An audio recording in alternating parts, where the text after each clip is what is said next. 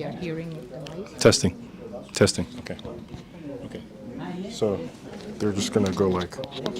You will have to have two of these. Yes, that's what I'm saying.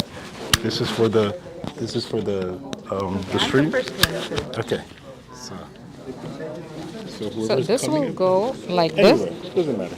These two do not conflict with. No, This is so tight. it's okay. The jacket still looks beautiful. This is the microphone Yeah, these are for microphones every speaker. for We every need to speaker. attach So it. we'll need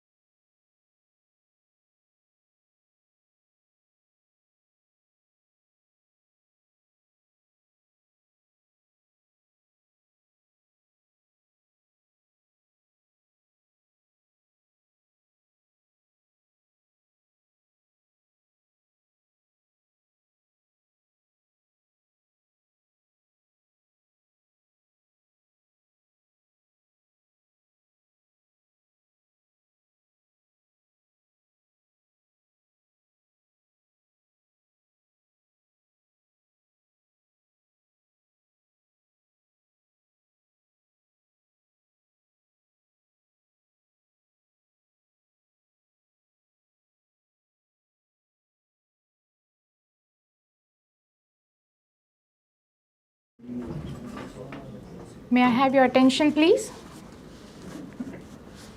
Kindly take your seats so that we can begin the program.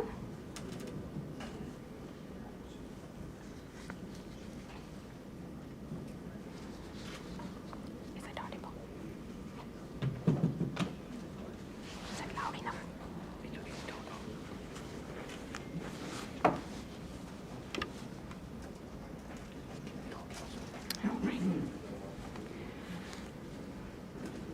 Distinguished guests, esteemed colleagues, and dear participants, good morning to everyone, and thank you for being here with us today.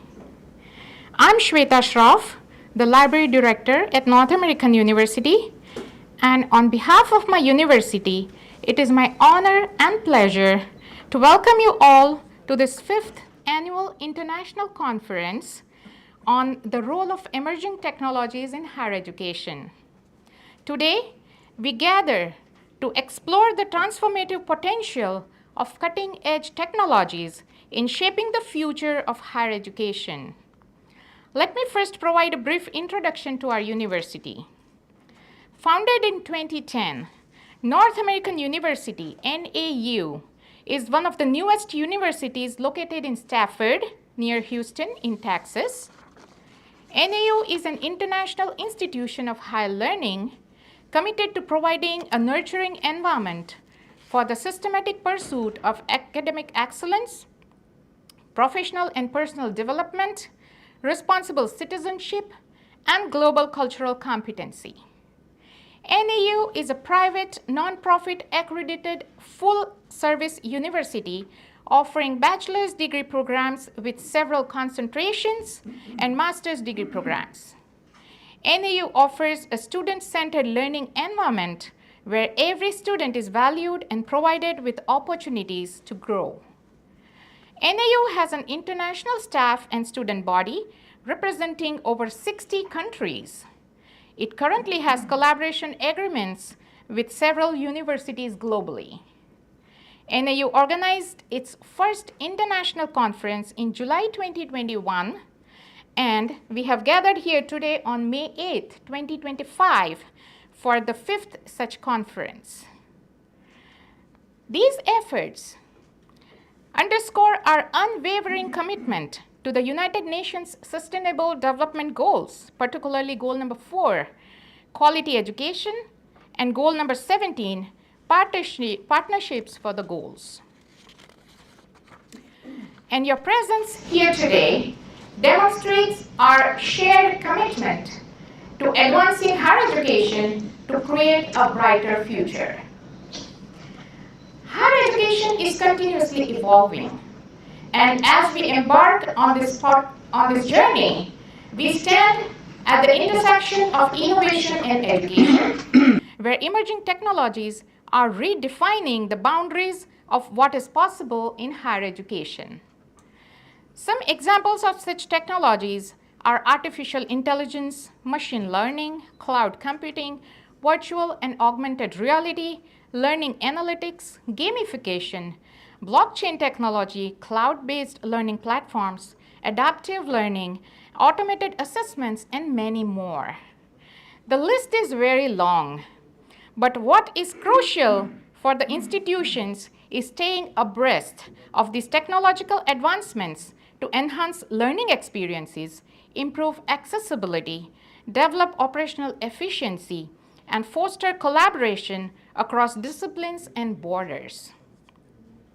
This conference is a platform to bring together thought leaders, researchers, educators, and practitioners to share insights, exchange ideas, collaborate on strategies to harness their technologies, and address the critical challenges that shape our society and transform the world for the better. I would like to express my heartfelt gratitude to all distinguished presenters, university administrators, sponsors, volunteers, partners, and the conference organizing committee who have dedicated their time and resources to make this conference a reality. Your contributions are invaluable and we are truly grateful for your support. I look forward to stimulating conversations and groundbreaking ideas that will emerge from our collective efforts. Thank you once again and enjoy the conference. Welcome you all. Now, without further ado, I would now gladly invite Dr. Serif Ali Tekalan for his opening remarks. Dr. Tekalan is a former president of NAU and is currently the vice president for international affairs at the university. Dr. Tekalan.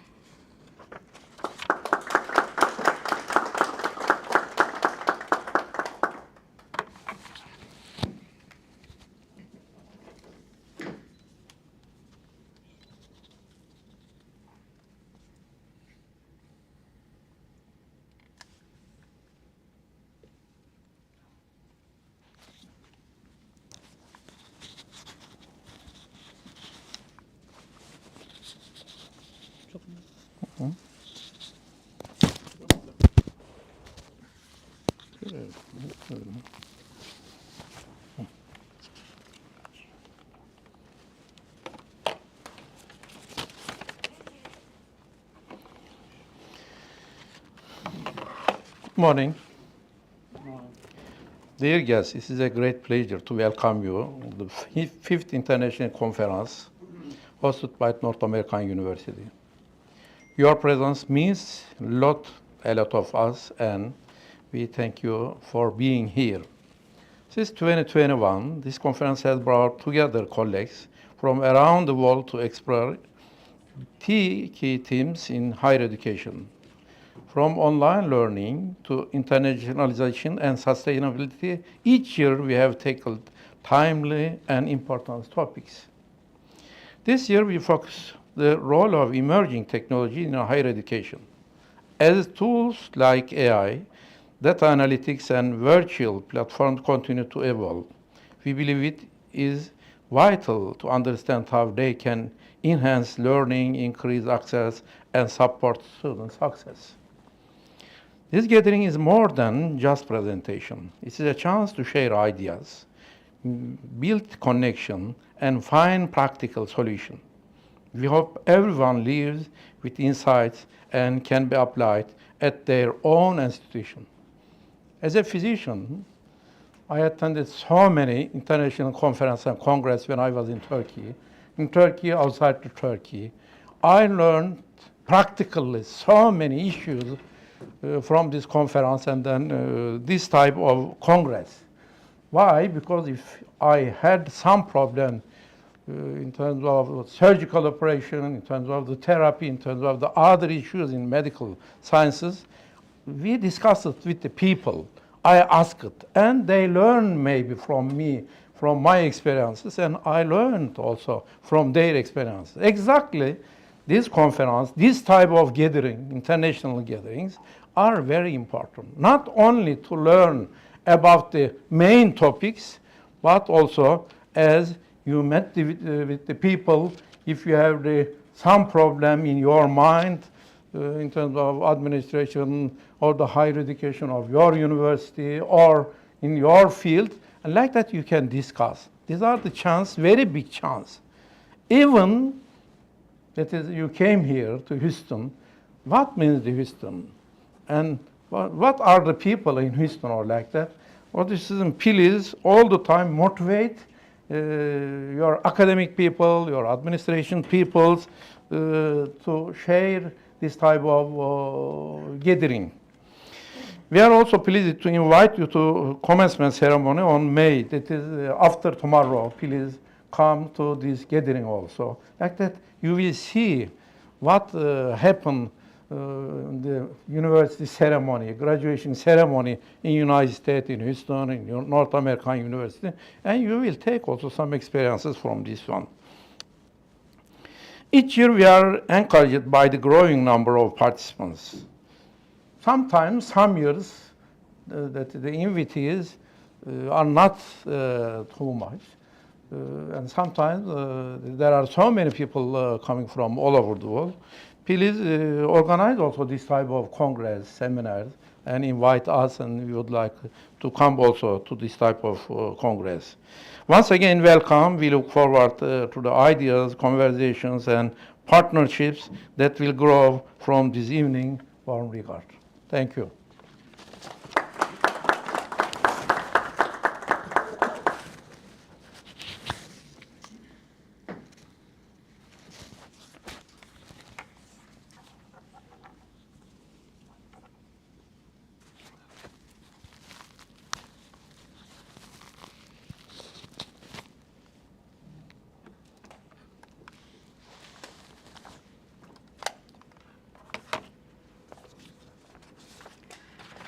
Thank you very much, Dr. Tekelin, for your insightful opening remarks. Now, moving forward, now I would like to invite the current president of NAU and the chair of the conference organizing committee, Dr. Farooq Taban, for his remarks.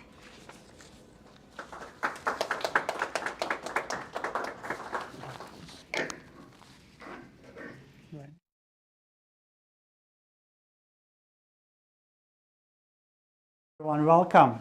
So we are honored to have the great audience here. It's small, it's not a big ballroom, but it's very special. It's very special and very unique. So, and as Ms. Schraub mentioned, we are highly international.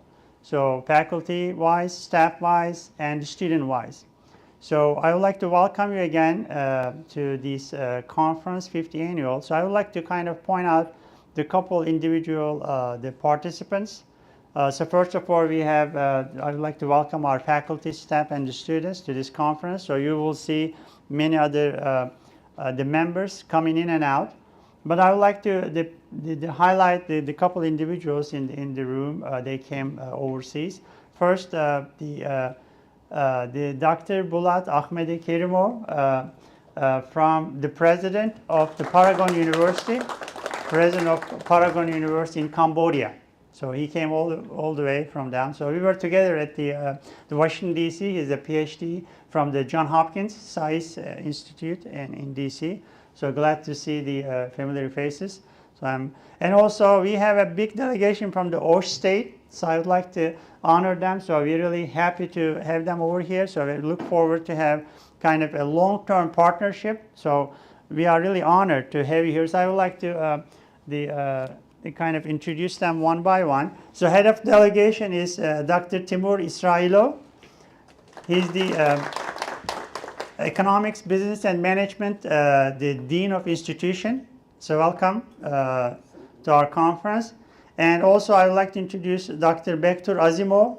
He's the IT, Math, and Physics Institute Director. Welcome. Thank you for being here. So also we have two department heads, the chairman. First, Aybek Toktorbayev, head of department, computer science. Welcome.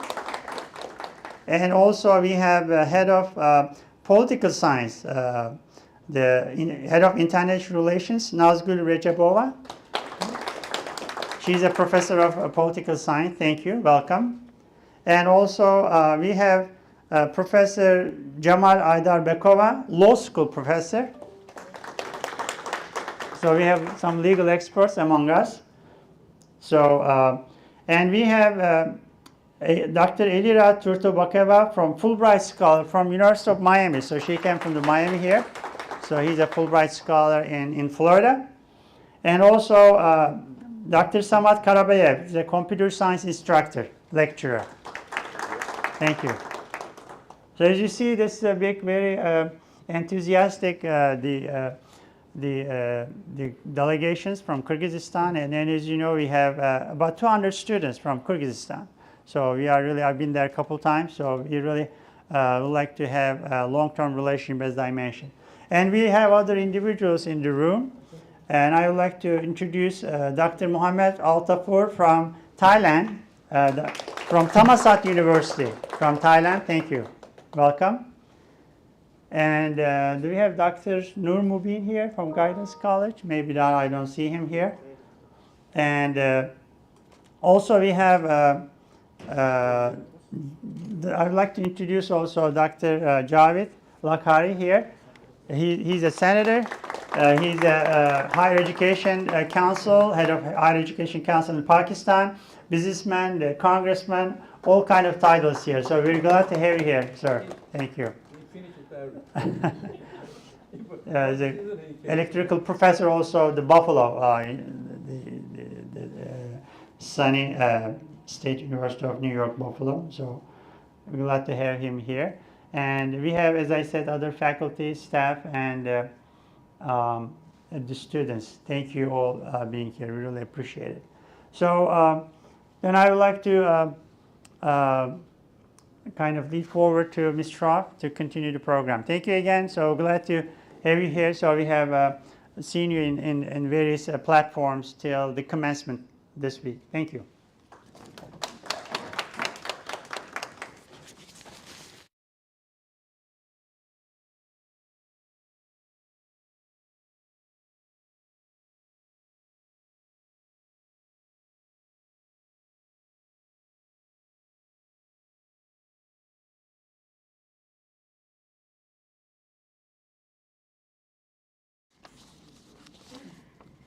Thank you, Dr. Taban, for your enlightening remarks and welcoming our delegates one more time. Now, I would like to invite our first presenter, Dr. Elvira Turdubayeva.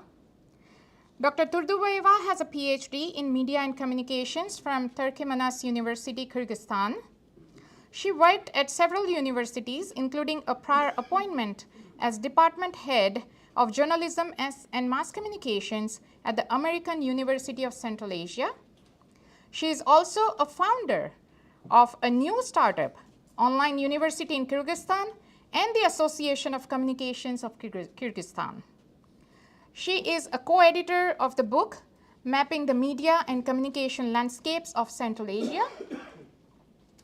Currently, she is the head of journalism and mass communications program at International Alato University in Kyrgyzstan and a Fulbright scholar at the School of Communications at the University of Miami. Dr. Turdubayeva.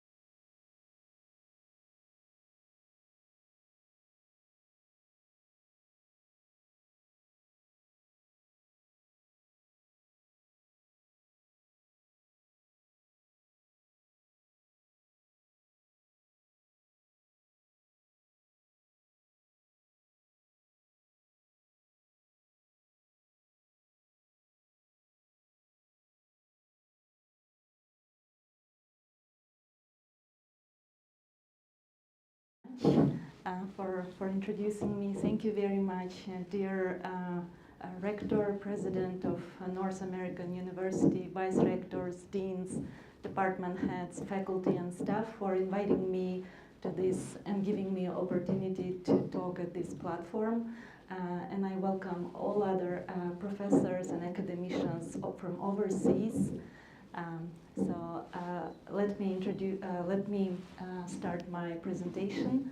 So this is still a research in progress. I'm still collecting data. Now, first of all, let me show you a small video, like a short video about Kyrgyzstan, so that those who haven't been to Kyrgyzstan can have an understanding where it's located and which country is it. Yeah.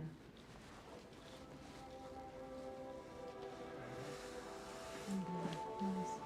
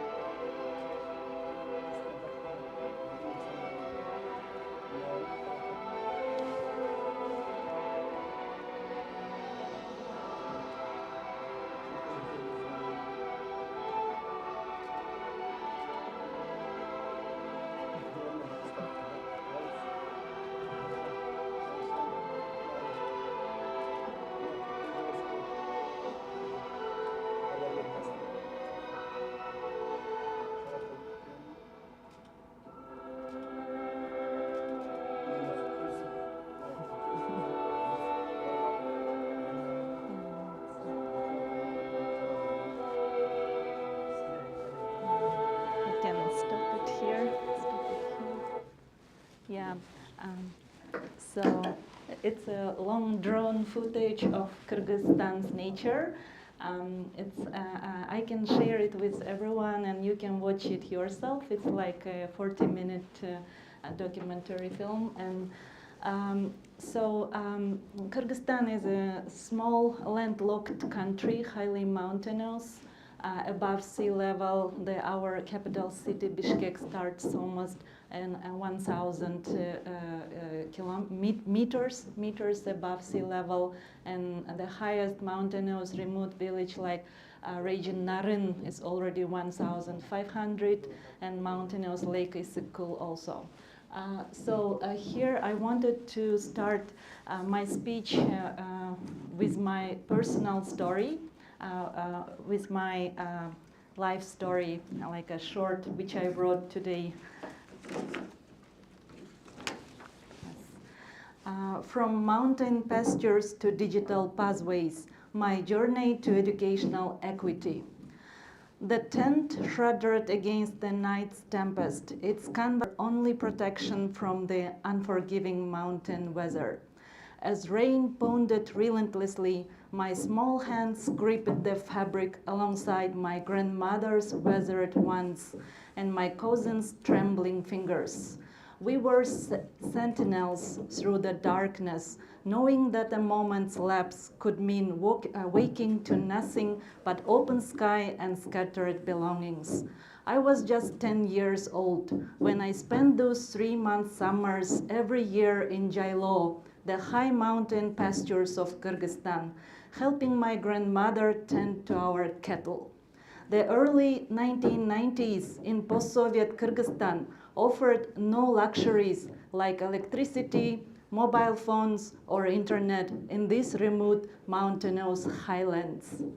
Our isolation was complete, broken only by the occasional visitor or my return to the village below. Morning would find us spreading our soaked bedding under the sun, a ritual repeated after each storm. Yet in this harsh simplicity, I found an unexpected treasure: books. My mother was a school librarian. She would send volumes up the mountain with anyone making the journey: Kyrgyz literature, history, and my prized possession, several volumes of Kyrgyz People Encyclopedia. Under the vast Central Asian sky, surrounded by mountains that seemed to touch heaven itself, I devoured knowledge page by precious page. My passion for Kyrgyz literature grew so strong that I decided to compete in school Olympiad. But fate intervened when my English teacher took my hand on competition day, leading me away from the Kyrgyz language room. Her words still echo in my mind. You already know Kyrgyz language. It is your mother tongue. It will be always your native language. However, you need English language if you want to grow, to get more education, and to see the world. It will take you there. Those words became my beacon during the economic collapse following the Soviet Union's dissolution. While families stood in bread lines and schools couldn't afford to feed students, I found escape through English audiobooks played on a cassette player, a grant from the Soros Foundation Open Society Institute to our remote school in a village. This small window to the world fueled my determination. Sorry. I eventually won the district level English Olympiad. Sorry. Yes. But I can just put it here.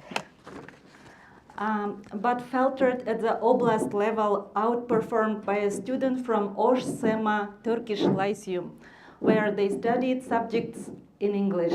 Still, I preserved earning high score on entrance exams to 2 universities.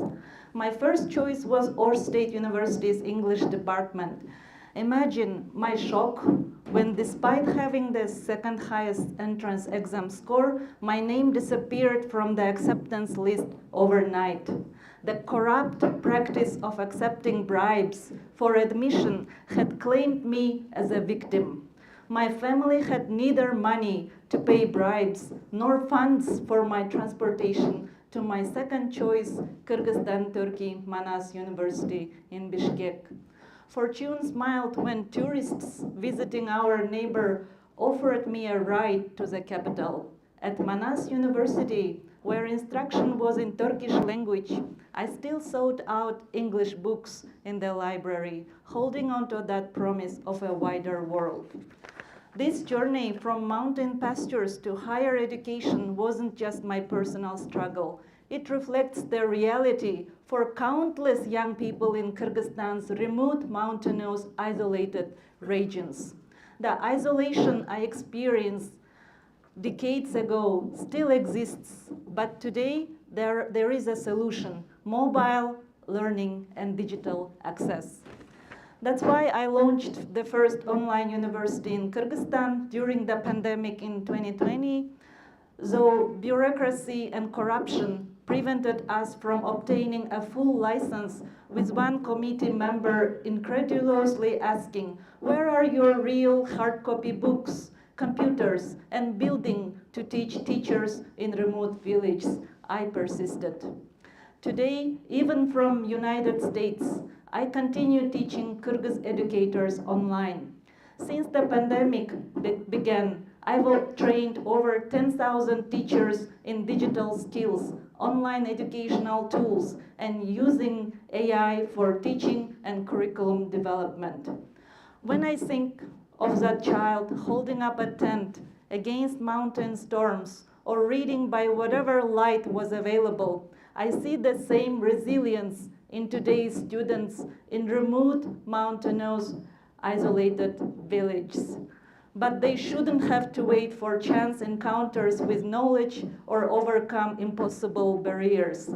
Mobile learning isn't just a convenience, it's a necessity for equity in higher education in Kyrgyzstan's remote areas.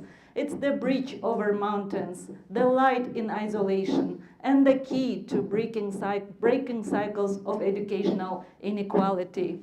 Every student deserves access to knowledge, regardless of where they were born. And with digital tools, we can finally make that possible. Sorry. So, thank you. As you know, Kyrgyzstan is struggling. Now in higher education in Kyrgyzstan, we have inequality. Only 23% of higher education students come from remote regional mountainous areas, which is almost 65% of total population of Kyrgyzstan. And they cannot afford higher education, even if they want to get this higher education. That's why they are put to on their way to as labor migrants to Russia, to Turkey, to Kazakhstan, and to other more developed world. So we are facing a lot of in Kyrgyzstan, and that's why I wanted to explore this topic, so that to bring this the attention to this importance of digital tools, online tools, to give opportunity, access to knowledge, access to education, and to enlightenment in remote areas of Kyrgyzstan. So this is a capital city, Bishkek. So we have because of high mountains, we have still mobile communication access is still limited, so they don't have internet access in many areas like Susamir, like Jetuguz. They need to go 5 kilometers up to the mountain, children, in order to catch the signal to connect to internet. So my research is using mixed methodology, qualitative, quantitative. I will do surveys, expert interviews, and focus group discussions. And also my key research areas are infrastructure requirements, cost effectiveness, and learning flexibility, and how they are integrating and implementing these digital tools into their curriculum. And as it is landlocked Central Asian country, we are the farthest country from 4 sides from ocean. It's in the middle of Eurasian continent. We are very far from ocean, and we don't have sea like in Kazakhstan, or we don't have gas and oil. We don't have natural resources like Kazakhstan, Turkmenistan, or Uzbekistan, but we have people, we have human resources who are eager to learn, and young people especially. So these educational disparities between urban and rural areas, all educational institutions are focused in Bishkek and Osh, and regions are left behind. So 60% of population live in rural areas, and geographic technological barriers and mobile phone penetration, even if it's high, you can see these geographical barriers. And the quality of online content, which is not accessible in Kyrgyz language, it's mostly accessible in Russian language, in Turkish language, or in English language. So for young people who speak only Kyrgyz language, it's a huge limitation to access knowledge and education. And financial constraints, of course. It's the lowest GDP in Central Asia. Even Tajikistan is now growing, so they cannot allow to buy books or computers and gadgets parents. So the minimum wage to live is just $250, minimum average salary. And regulatory framework also we lack. We don't have a law regulating online education, and its bureaucracy and bribery and corruption. Ministry of Education is also not issuing licenses, and they have a legacy from Soviet Union being limiting access to higher education to indigenous people like Kyrgyz, Kazakh, Uzbek, who were compelled to leave their city to highly mountainous areas when Russian Imperial Army came to commit their genocide back 1960s when they were emancipating and colonizing Central Asia. So all these indigenous people, they didn't have access to universities, to colleges, to all this workforce. They were forced to leave, to give away these lands and live themselves in highly mountainous places where they didn't have even drinking water. So also we have institutional concentration where higher education ministry is monopolizing and also trying to control curriculum. And corruption and cultural factors, we have barriers, particularly in language, because most knowledge language is Russian, given the legacy of Soviet Union. And Russians, USSR government, they didn't want to grant access to local people. They were mostly giving advantage to local Russians to get access to education and to the higher workforce. That's why we have this 70 years of Soviet legacy where we were left behind like local people. And so these urban and rural areas and mobile and versus fixed broadband, even if we have cheapest internet, even if we have like access, but it's only in two big cities, and remote areas are like this, and where you don't have even any connection, like because of this geographical area. And so I'm using this TAM and community inquiry framework and capability approach as my theoretical framework. And my methodology is I have explained quantitative and explanatory and studying regions. I have taken Naren province highest, and also Batken province, it's also highest, highly mountainous, isolated area, and Talas province. And data collection, as I have mentioned, I will use this, also pilot implementation tracking, and expected findings. I have in technology access, widespread basic mobile phone, but limited but growing smartphone use, network coverage, digital literacy disparities, lacking digital literacy. Even if they are internet, they just use it to watch soap operas or entertainment content or watching TikTok videos, but not for educational content because there is a lack of Kyrgyz language educational content like video lectures and etc.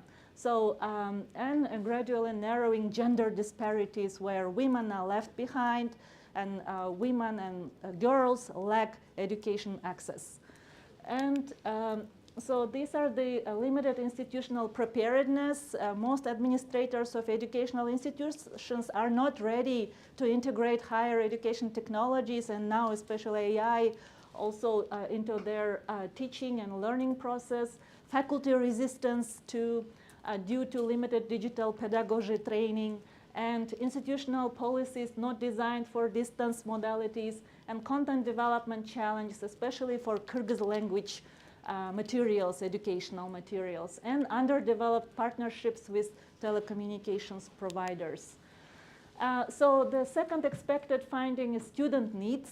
Yeah, we have like mobile platforms offer both affordability and flexibility, essential for learners in remote or economically challenged regions, and strong interest in mobile learning options among remote students, and preference for blended approach over fully mobile learning, and emphasis on practical employment relevant programs, time flexibility, and need for content relevant to local economic needs. Not just copying the content, Western knowledge, Western educational materials, but adapting them to local cultural context and local economical and industrial needs. And implementation framework, I have technology strategies and partnership models, faculty development approach, and policy recommendations and sequenced implementation pathways I will develop after collecting, analyzing my data. And theoretical implications it also has.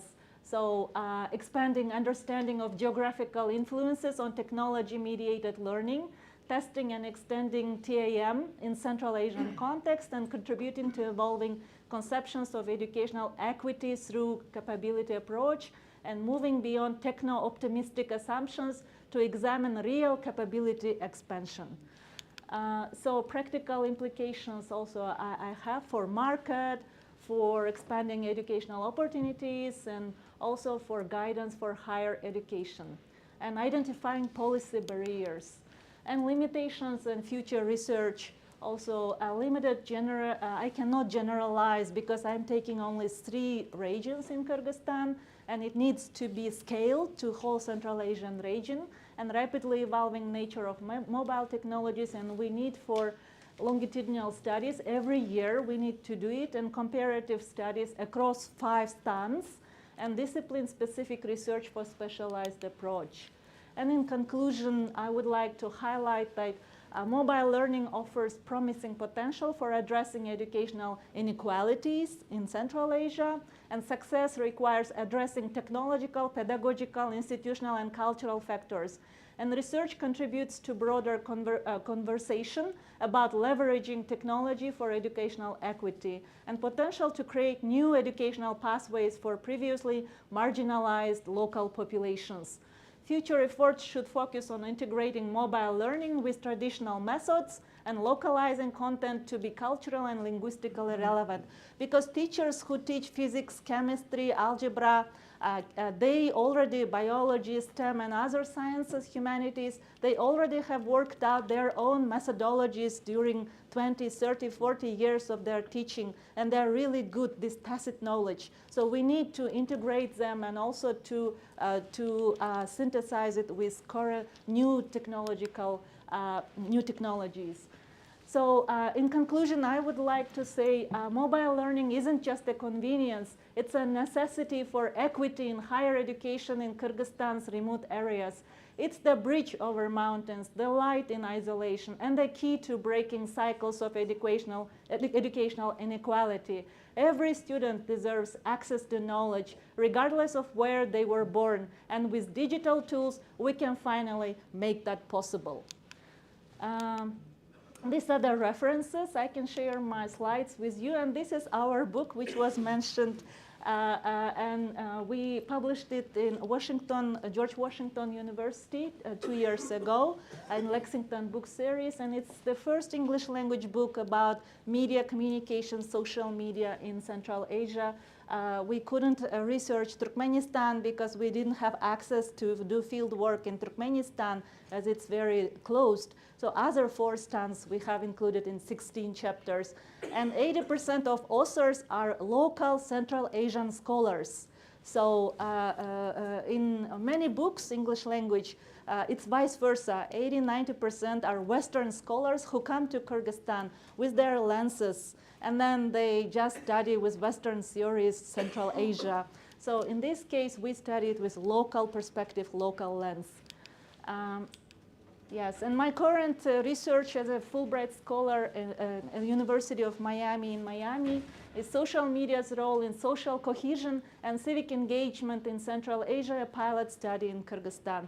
So I'm analyzing equality, populism, participation, diversity, deliberation, privacy, surveillance, community building, informal social networks, public sphere, everyday life, and civic engagement in Kyrgyzstan, and the role of social media in these issues. Thank you very much, and if you want to reach me out, this is my email and US number. I'm here until August, and University of Miami is offering me 1 more year to extend my stay here as a visiting scholar in digital communications. If I get my J1 visa transferred finally, I don't know, given current political situation, I will be here until next year, April.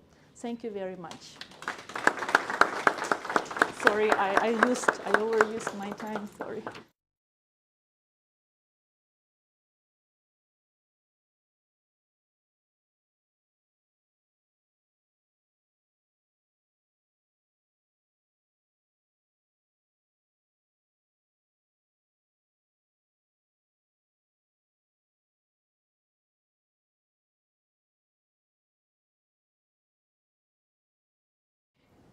Thank you, Dr. Turdubayeva, for your wonderful presentation, sharing information about your country, also sharing your personal story, and giving us the picture of the educational system in Kyrgyzstan, and also shedding light on the role of mobile learning platforms in extending higher education access in remote regions in Kyrgyzstan.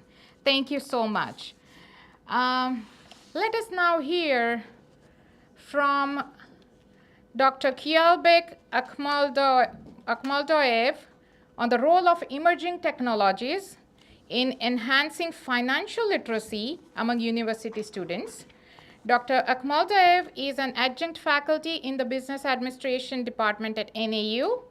There are 3 more co-authors of this paper: Dr. Selahattin Bekmez, who is the chair of the Business Administration Department in our university, and Dr. Wui Yang and Ms. June Kai Cheng. Dr. Akhmaldoev.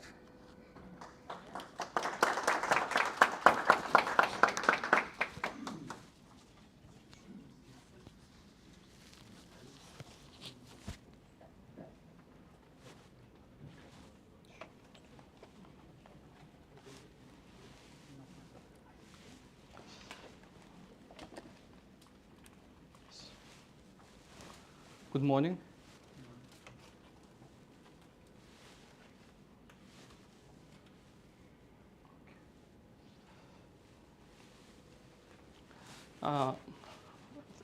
Thank you very much for the introduction.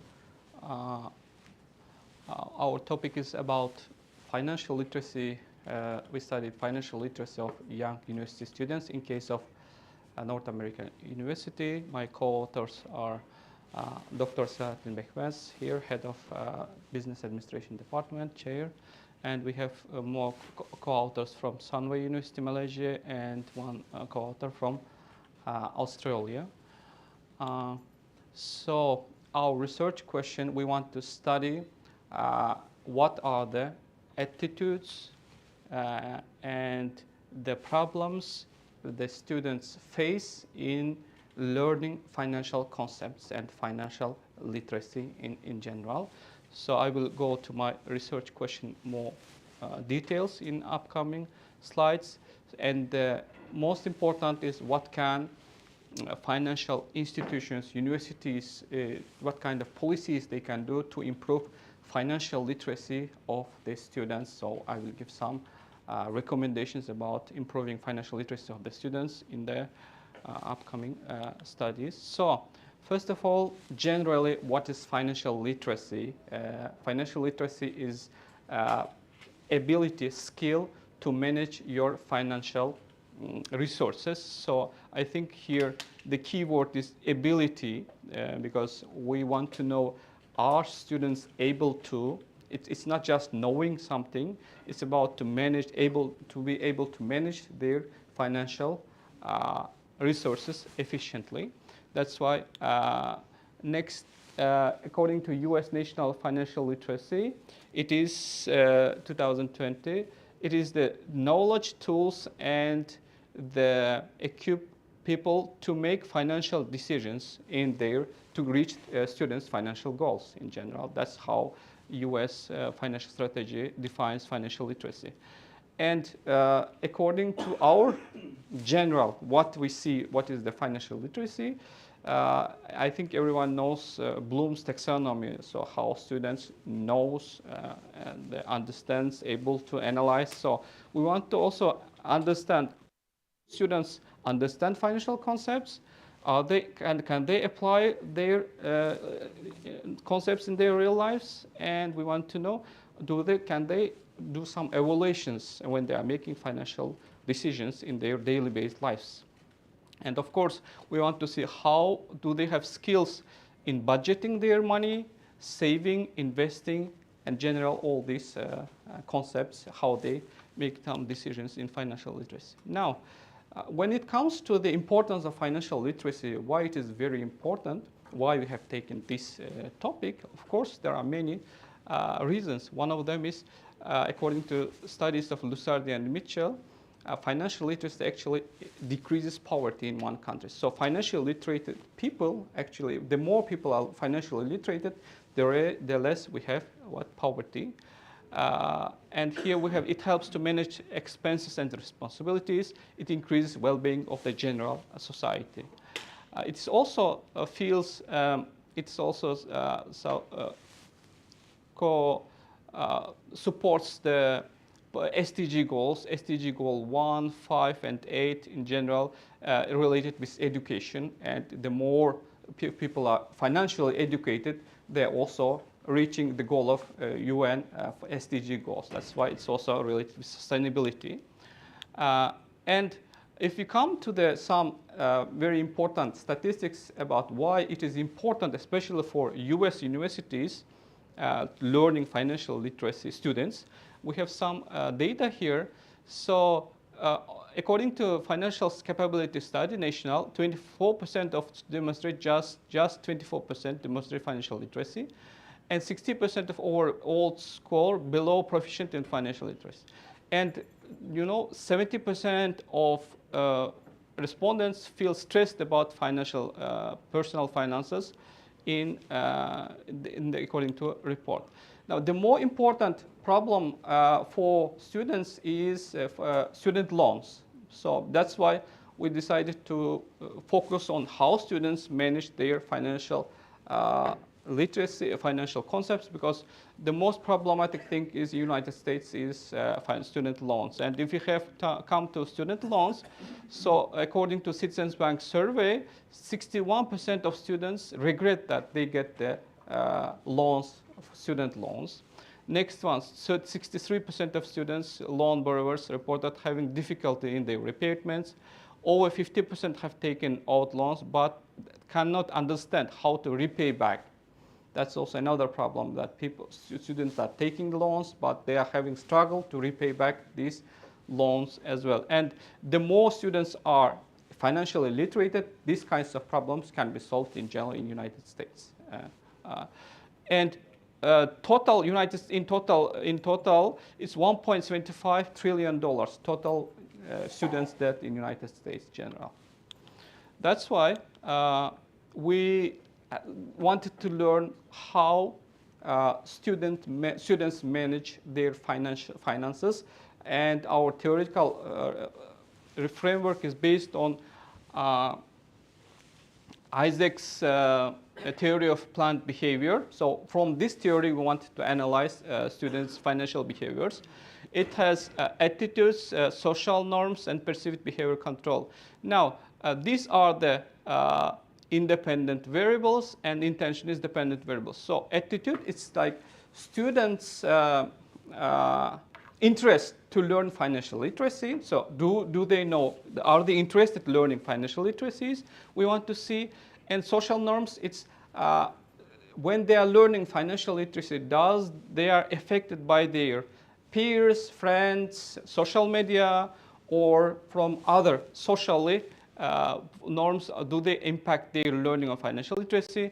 And perceived behavior control, it is the ability to control, to manage their finances. Do they have like confidence, or do they have problems when they are evaluating their finances? That's why this is behavior. And its impact to intention of learning, enhancing, increasing their financial literacy. So so if we have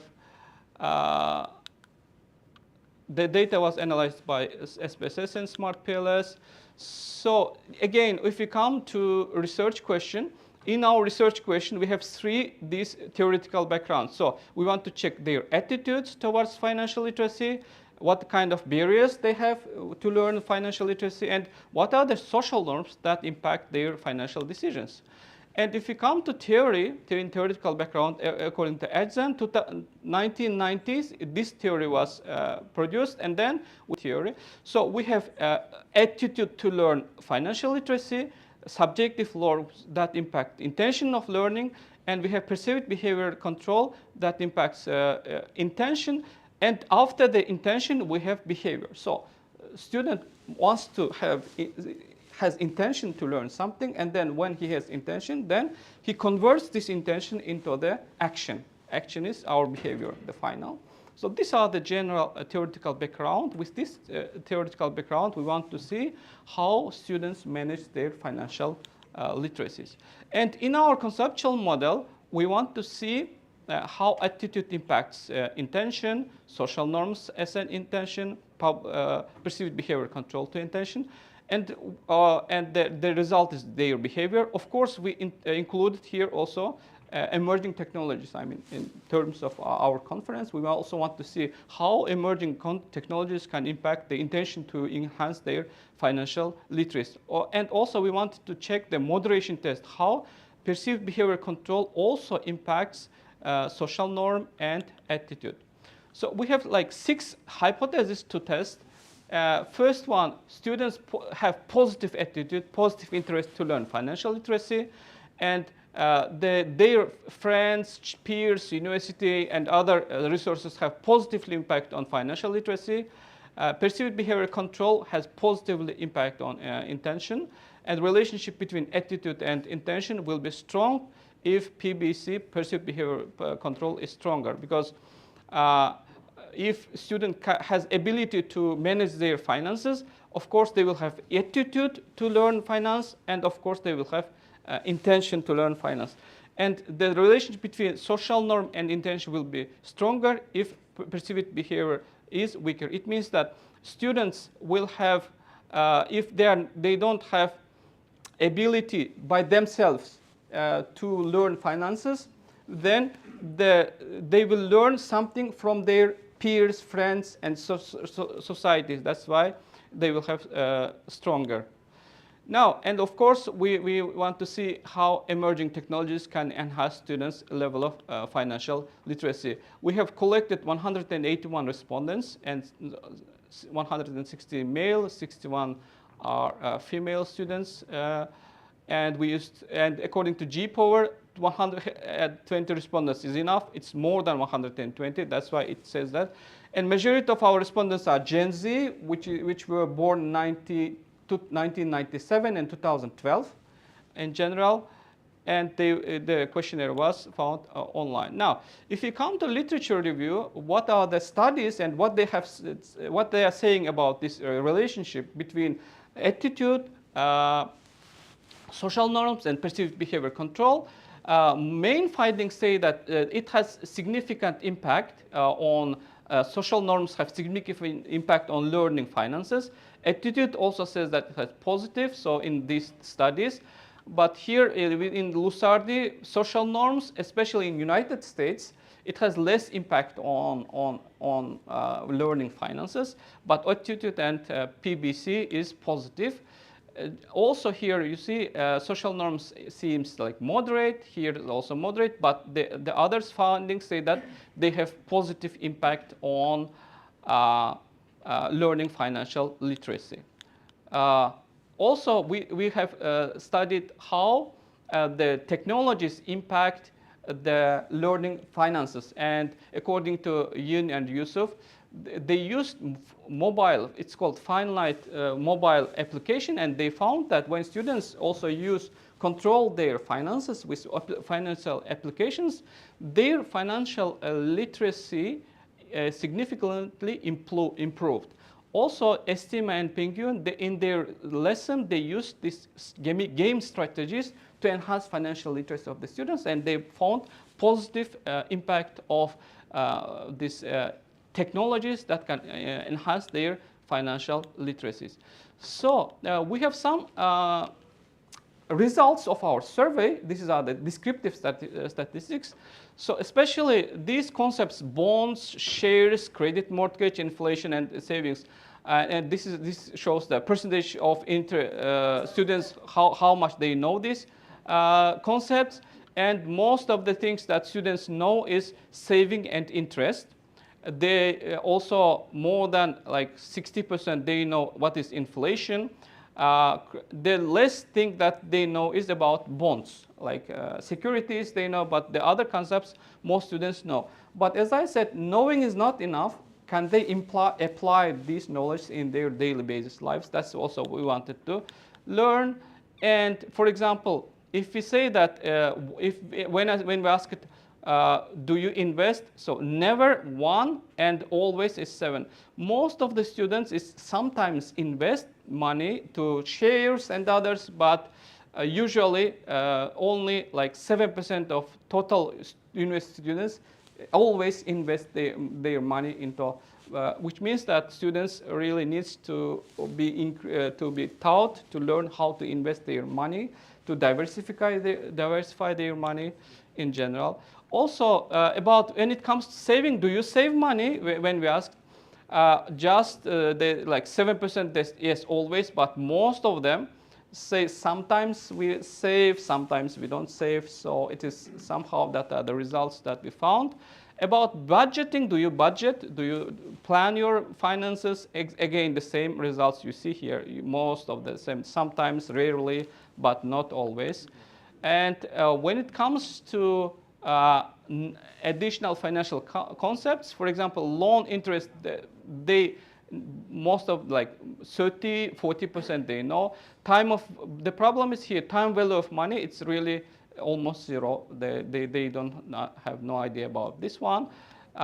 This division, inflation, all these informations they have.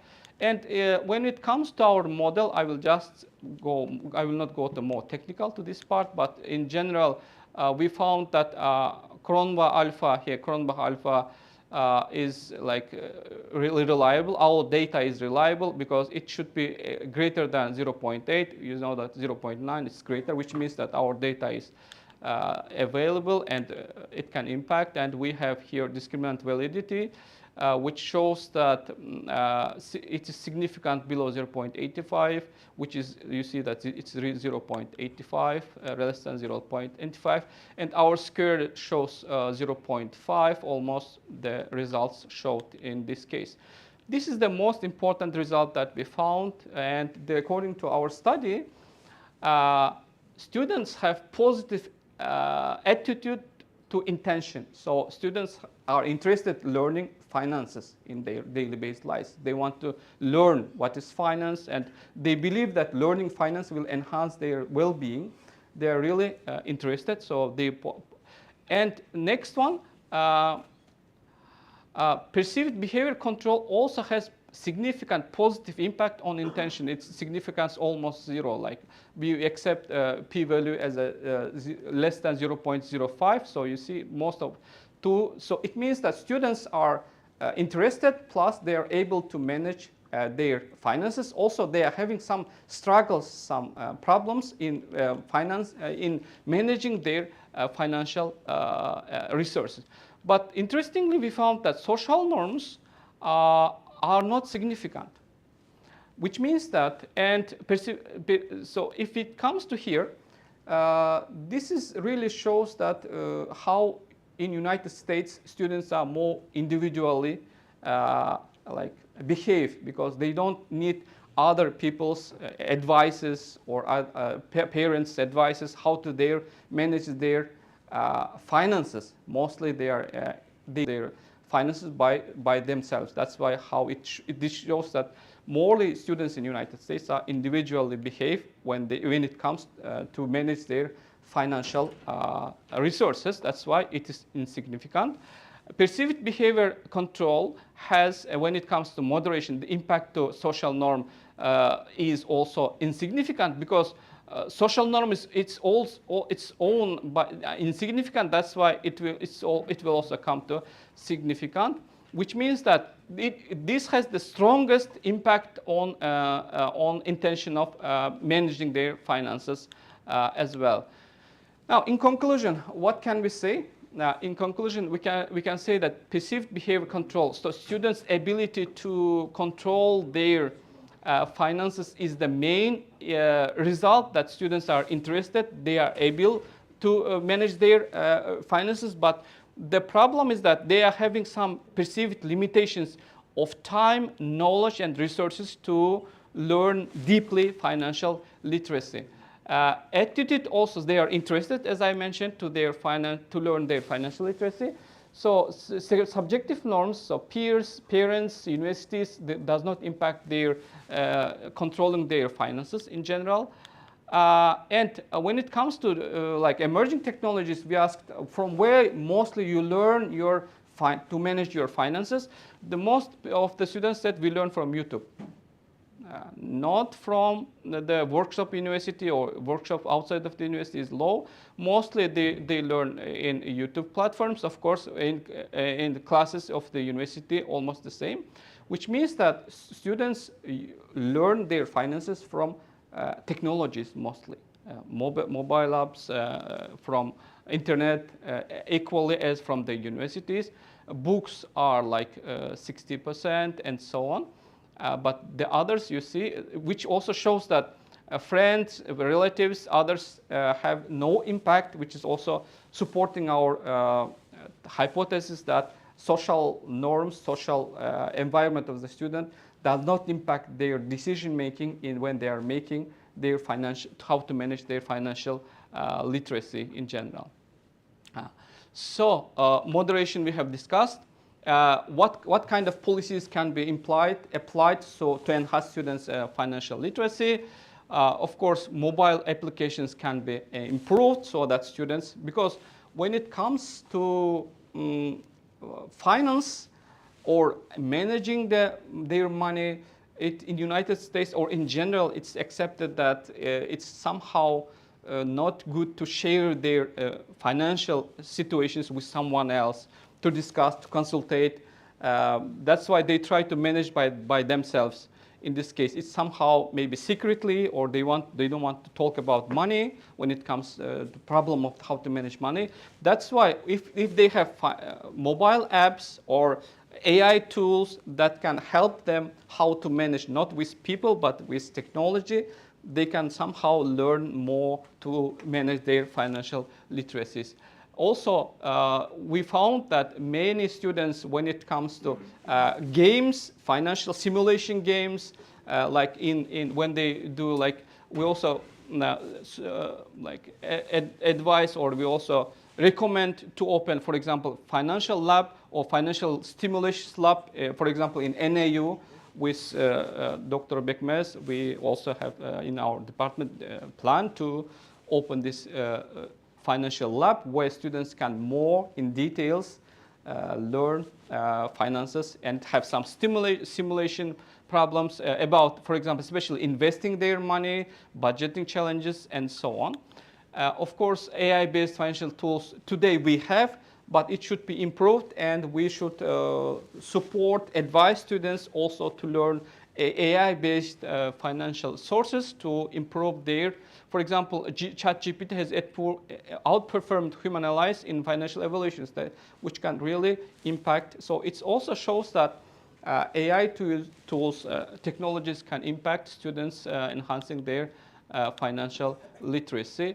So of course, the most important policy that we want to advise to the universities is that to open a financial literacy elective course for all departments, not only just business, but finance is related also with medical doctors, engineers, even communication and others. So it can be elective course so that students can take even in pedagogy or other departments should know about finance. That's why the financial literacy elective course can be opened to make sure that students in their lives, all lives, can control, manage their financial literacies in general. Thank you very much. I'm done. If you have any questions, I'm ready to answer. And of course, I have my co-author. Also, I also want to thank to our Dr. Bekmez for contributions as well. So these are the topics that we wanted to share with you. Thank you again.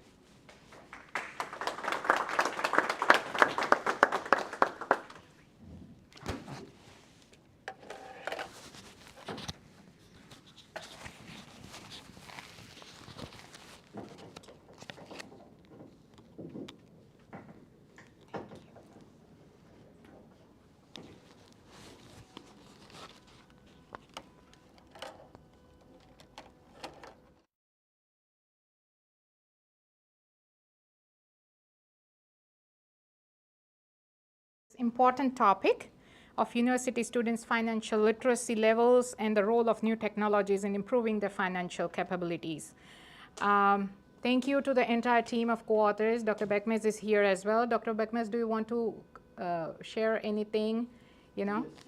Yeah. Okay. I'll give you the mic.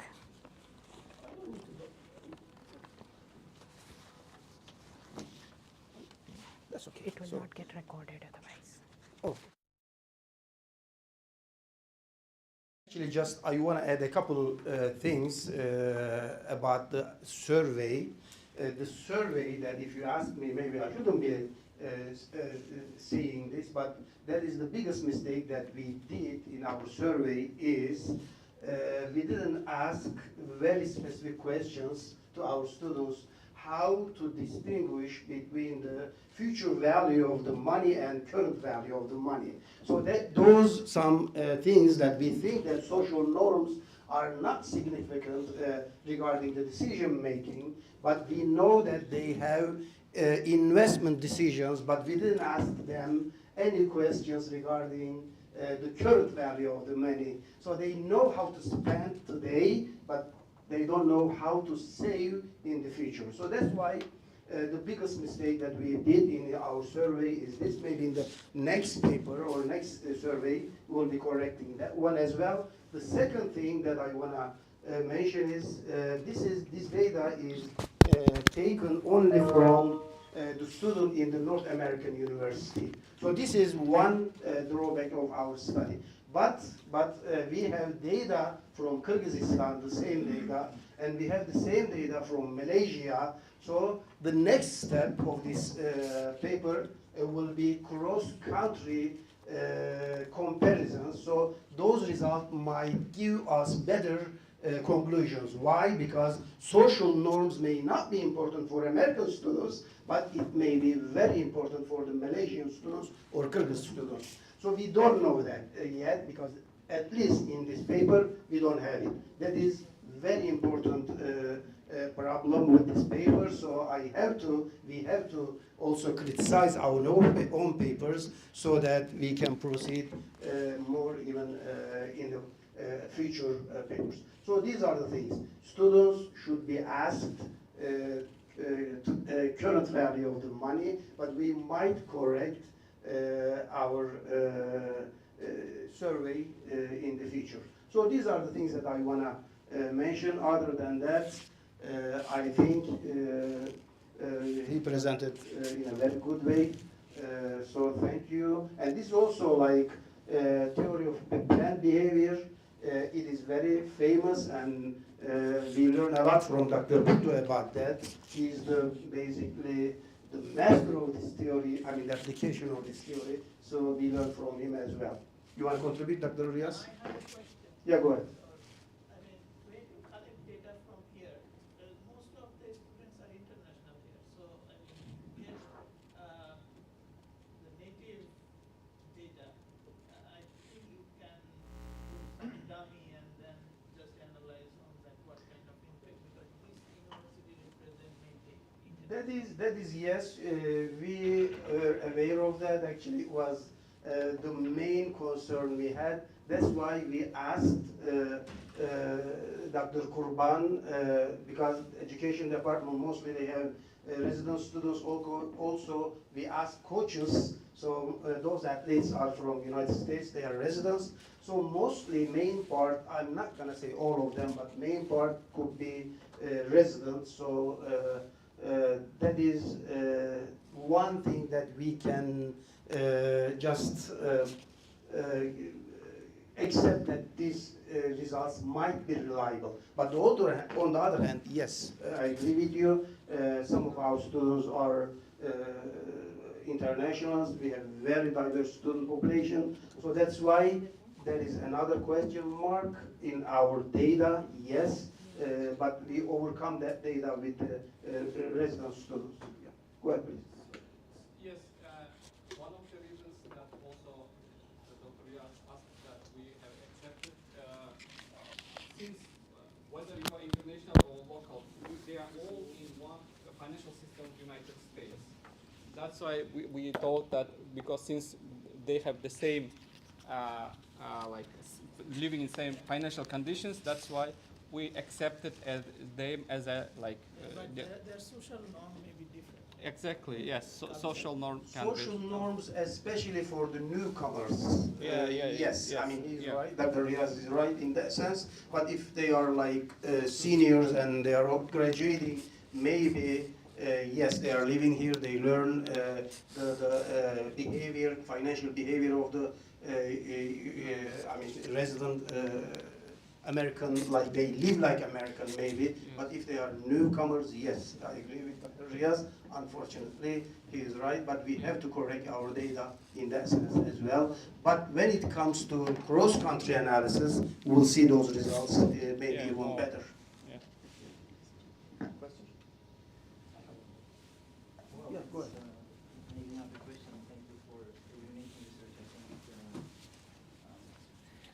sure. It's not to extend the discussion. I have a few other questions that I could follow up, but maybe one smaller comment that I think it might be interesting to consider is I know that we are relying on this classic definition of financial literacy, talking about loans, talking about interest rate, and the things that we cover in Econ 101 class, the things that students probably need to know in order to be able to make an informed decision about their finances. But as we move forward, especially considering this technological environment we are talking about in the context of this panel, financial literacy also increasingly covers the topics of blockchain, crypto, and if the dependent variable is about the intention and motivation of students to learn certain things and the return on investments on their education of financial literacy tools. For example, I would imagine offering a class on how to use electronic wallets, on how to manage, for example, how blockchain operates. The way you put the question, I see the enrollment for those classes significantly being different from classes that, for example, would offer about traditional tools on financial literacy. And when we just compare, for example, with our student body, when we offer an elective course on financial literacy, there is a limited enrollment. This is a reflection of student interest in learning those subjects. And that also correlates with the enrollment to classical departments of economics, banking, and finance, and so forth. But when we offer an additional course, for example, on how to use blockchain, people are paying extra money. And that might also be an indication of how important it is, especially to this Gen Z, the new generation of students, to learn on how they could significantly improve their well-being if they have an opportunity to learn these new tools. So it's just a small comment rather than a question about how we define financial literacy nowadays as it connects to emerging technologies and maybe AI. Thank you. Yeah, that's perfect comment, actually, yes. Actually, we discussed this in our department meetings regarding the personal finance course. So actually, we are going to be making one change in our curriculum starting from next fall. And we are going to be including those kind of things that you mentioned. So it is planned already, and that's it means that we are not only people that thinking the same way. Thank you for your comment. That was very valuable to us. Yeah, we are going to be adding a new topics in our personal finance courses. That's great. Dr. Purban, you have something? I just wanted to add the family background literacy level will impact students' literacy level, by the way. But did you include those anywhere in your questionnaire? That is the thing, but it was like not significant. The thing is actually this is need to be included as well. But social norms. So I think we covered that one with those questions. So if you look, I don't know, you want to add something in that sense, Dr. Kialbek? Yes, when it comes to social norms, it's not just their parents, but it's their peers. But there were some questions about like, do you learn finance from your parents? And they said, most of them say no. Oh, you had that question. Yeah, we have that question in our survey. That's one of the things. We didn't deeply understand how your financial level of your parents' financial literacy. We didn't ask that. We just asked, does parents or family impact their learning of finances? Yes. Most of them said no. Your questionnaire is pretty significant. I can see 80% from the Cornback the analysis. Yeah. So it's very successful. Those questionnaires, you create them. I see you have one of the slides. First one is YouTube, which is not surprising, isn't it? There is another and actually. Then you have a list of in the back. We couldn't see what they are, but none of them are be selected in any way. There is another thing need to be requires reanalysis. Why? I mean, I don't personally agree with our results, even though we wrote that paper. Why? Because like, if we had because these are our students, right? Yeah. If we had as a department or whoever teaches that course, if we give them enough information, they may not need to go and watch YouTube, right? Yeah. They need to learn at least basics of those information from us as a instructor. Then they should build their knowledge with the other things, but we have to have those basic knowledge in our courses. So that is another issue that we have to solve within our universities or other universities, because other universities, not just us, other universities have the same kind of problems, similar problems. It needs to be basics of this kind of knowledge should be given within the university. So that is another issue that we should be discussing actually. Yes. Thank you very much. It was Thank very you successful. Thank you. Thank you. Sorry, I took too much time. I know.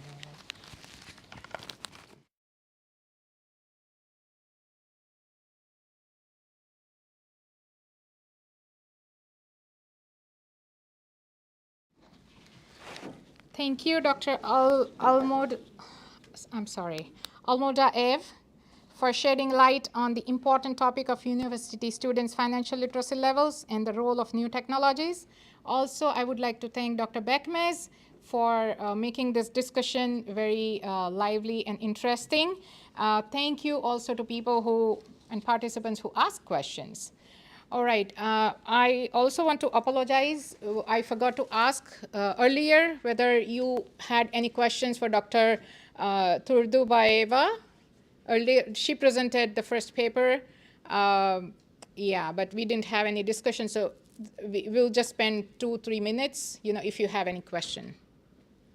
I have one question.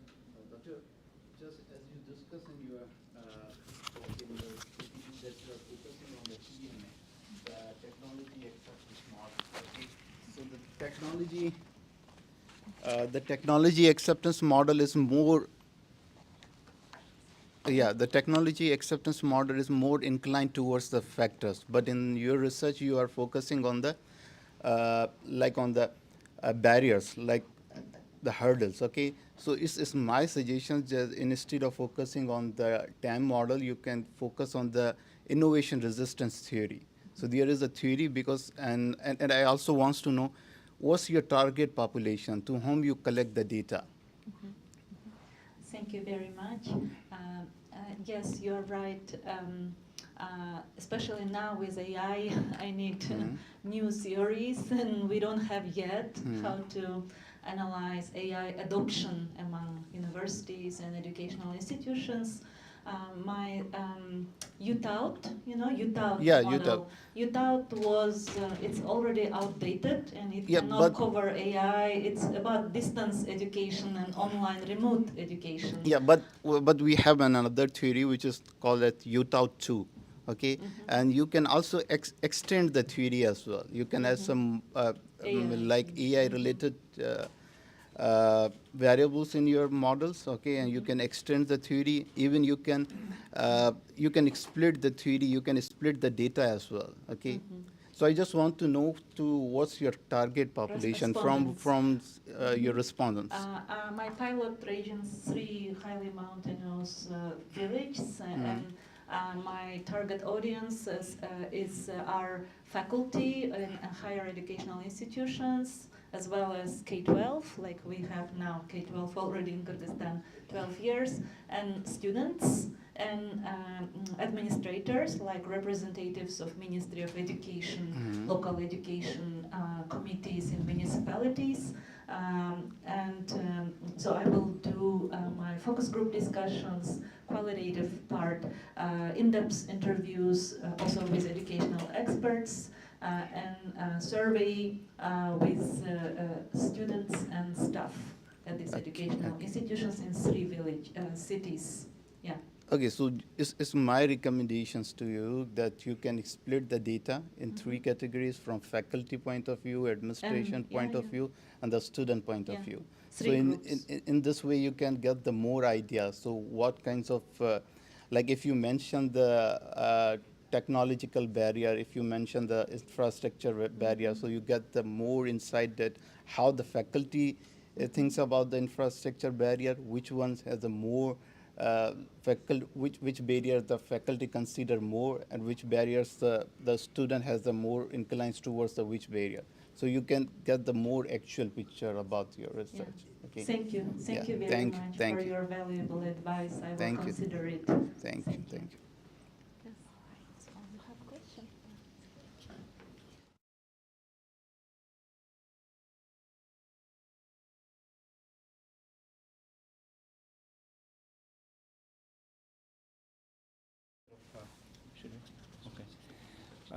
Well, also wonderful research, and I think you have a lot of supporters. I think we all believe in the transformative impact of digitalization on education, especially well in the context that we are discussing here today. And from what I understand, the bulk of the work that is done on your end is about content creation, on what kind of content you would offer, especially to those kids in remote areas that would be engaging, that would be maybe in Kyrgyz language that they understand and that they would benefit from, and to bridge the gap between what kids in urban areas receive and what is available for kids in rural areas. My question is whether you have any partner or support from, I don't know, either government or maybe a private institution that would help you bridge that infrastructural gap. I think that was a question that we started talking about. So just to make, so that the content that you create makes sense, so that it reaches to those remote areas and actually makes that transformative impact. So whether reality in Kyrgyzstan allows for the content that you are creating to be delivered in those mountainous areas that you were talking about. Do you have any partners, or do you have any ideas on how you would actually physically reach out to those areas? Thank you very much. Now we have D-Billions.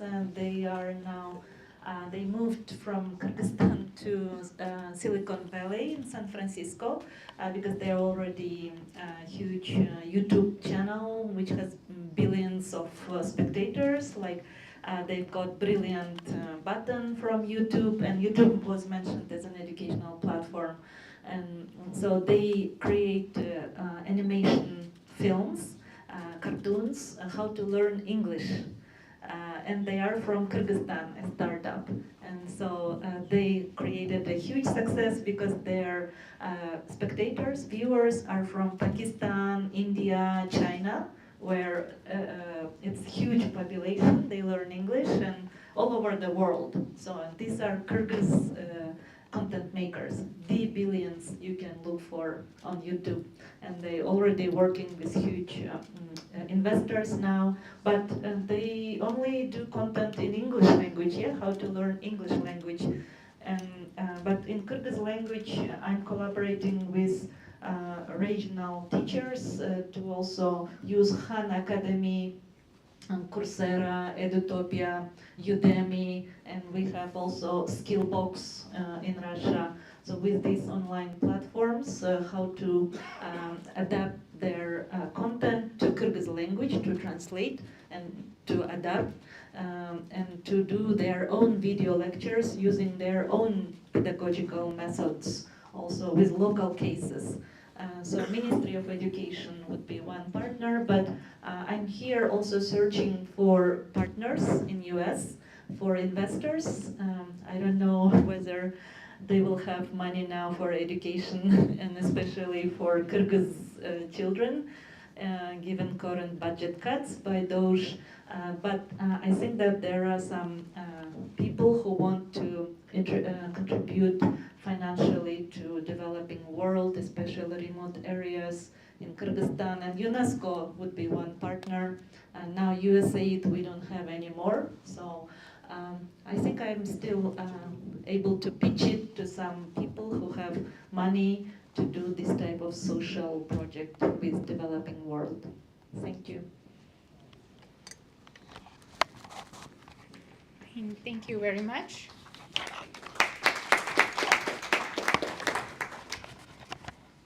All right, we now have presenters from the Computer Science Department of North American University to educate us on the effective use of artificial intelligence in computer science courses. I would now invite Dr. Ihsan Saeed. Dr. Saeed, who is the chair of the Computer Science Department, and his team of 6 co-authors have explored different perspectives from multiple courses in a faculty-led evaluation conducted within the Computer Science Department of the North American University. And let us hear from them about their research and if they have any recommendations based on the results of their study. Dr. Saeed.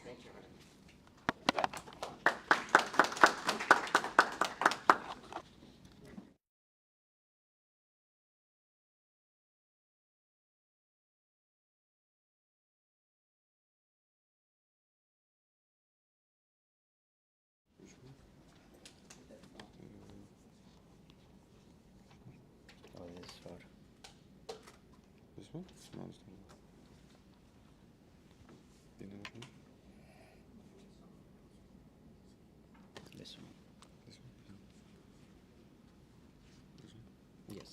This is the mic? What is this for? This is the other mic. Okay. Yeah, this one here, okay.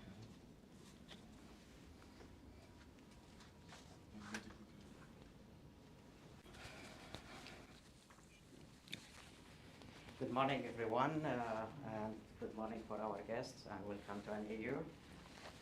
Now, our research is about artificial intelligence in higher education, and it's about a case study on effective usage among computer science students. Now, for sure, a big thanks to our faculty, Dr. Anju, Dr. Dawood Buta, and Dr. Zamanov, Mrs. Korean, Ms. Adhikari, and Ms. Latita as well. So thank you all for your contribution on this research. Now, the main goal was to understand how students use AI for education purposes, and also to gain insight into whether students are using AI efficiently, yes or no, or just for copying or to create an assignments, and also to explore methods for using AI more effectively for educational purposes. Now, methodology, the first step, we collect data from faculty and also from our students, CS students. Then we analyze it. We have a finding. We have a suggestions also, as well based on the collected data and based on the output of our analysis or findings. Now, step one, as we just mentioned here, collecting data. So we used collect data for the courses. And as we said, we had two surveys, one for the students to collect information from the students and one to collect information from the faculty. And now, from our instructors, we used a sample of 6 courses, each from our faculty again.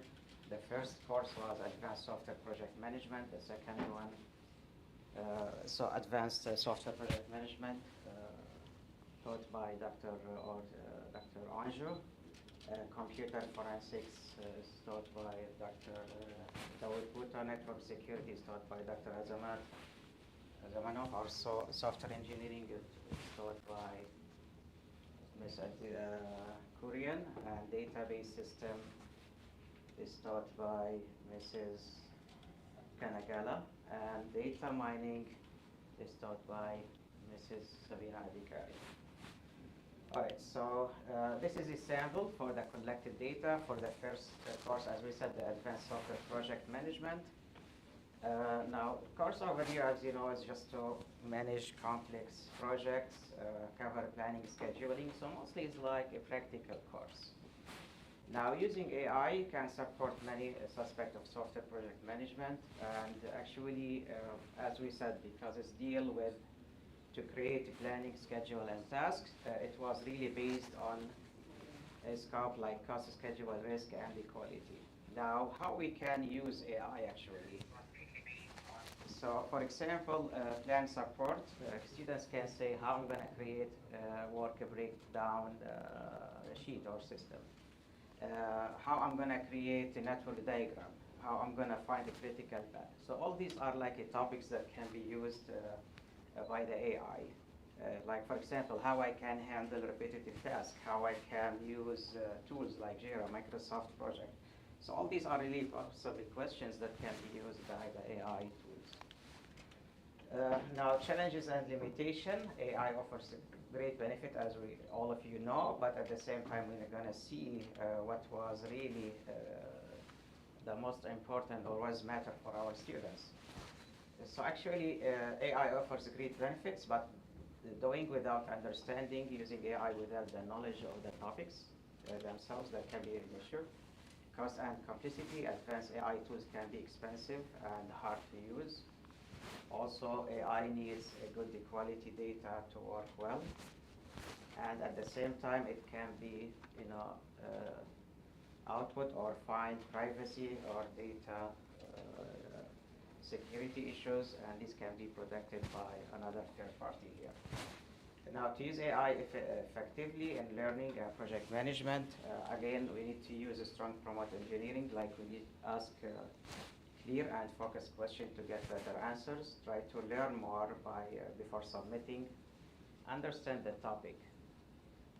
Then try to ask questions and always questions or ask a question to the topic to get whatever you are trying to have as an output. Now develop your own tools, compare different tools also, and use AI for creativity. For the other course, Dr.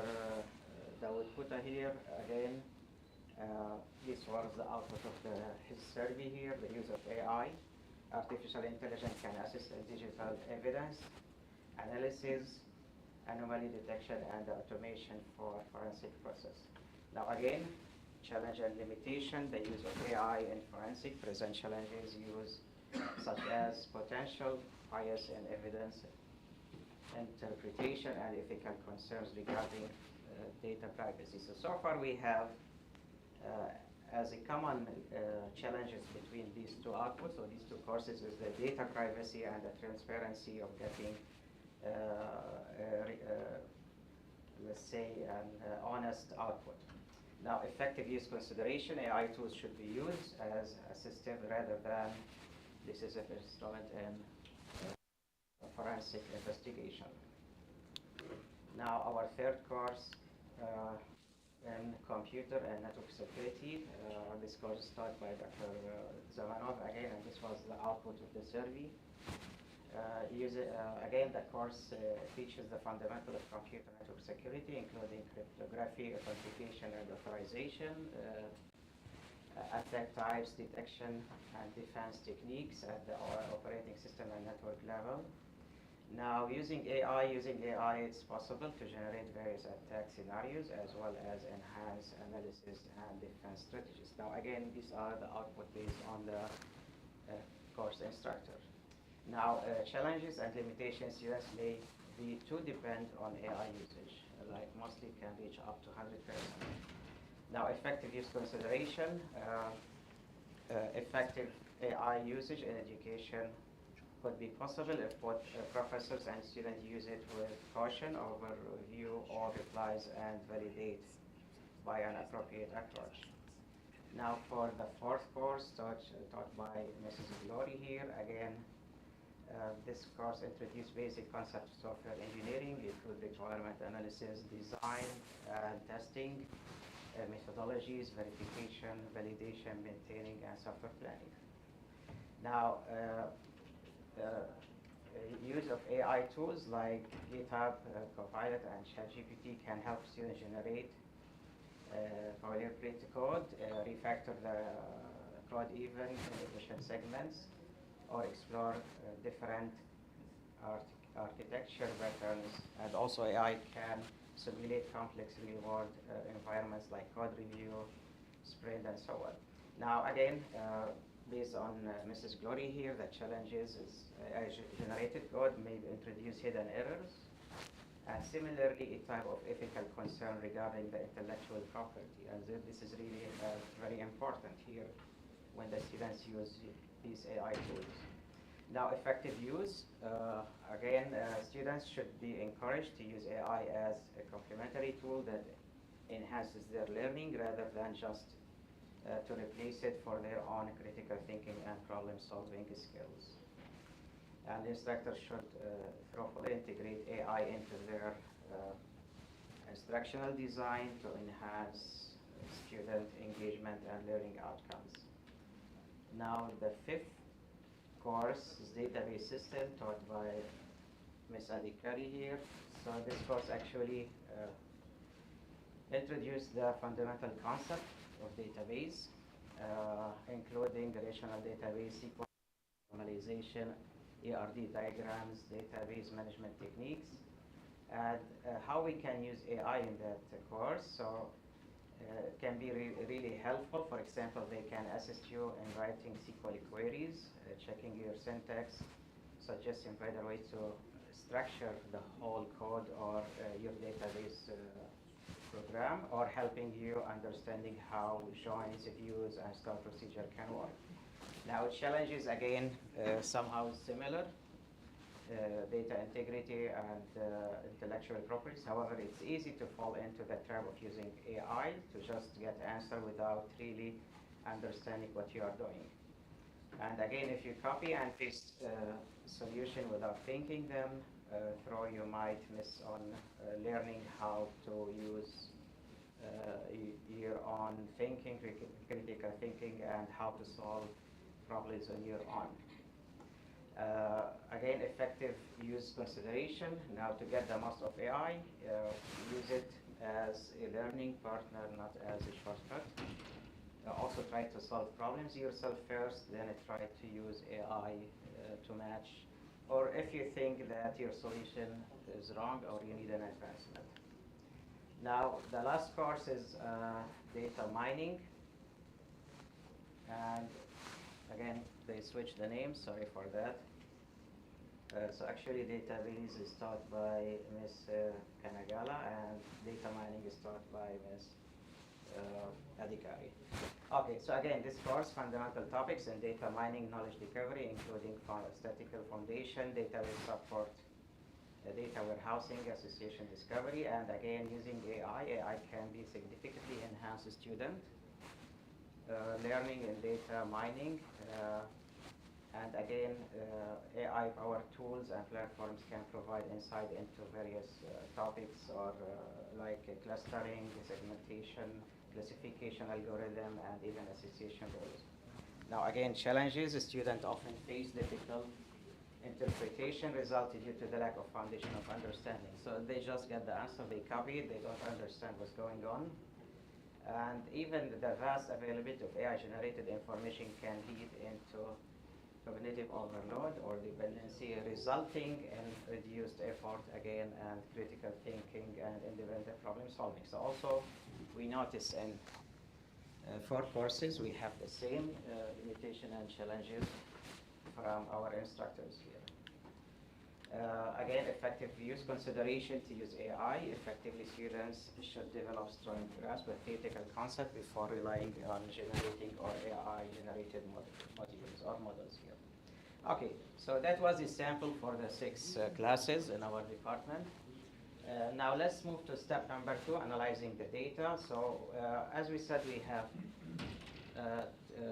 2 data collection survey. The first one was, as I show you, a sample from our faculty, and the second one from our students.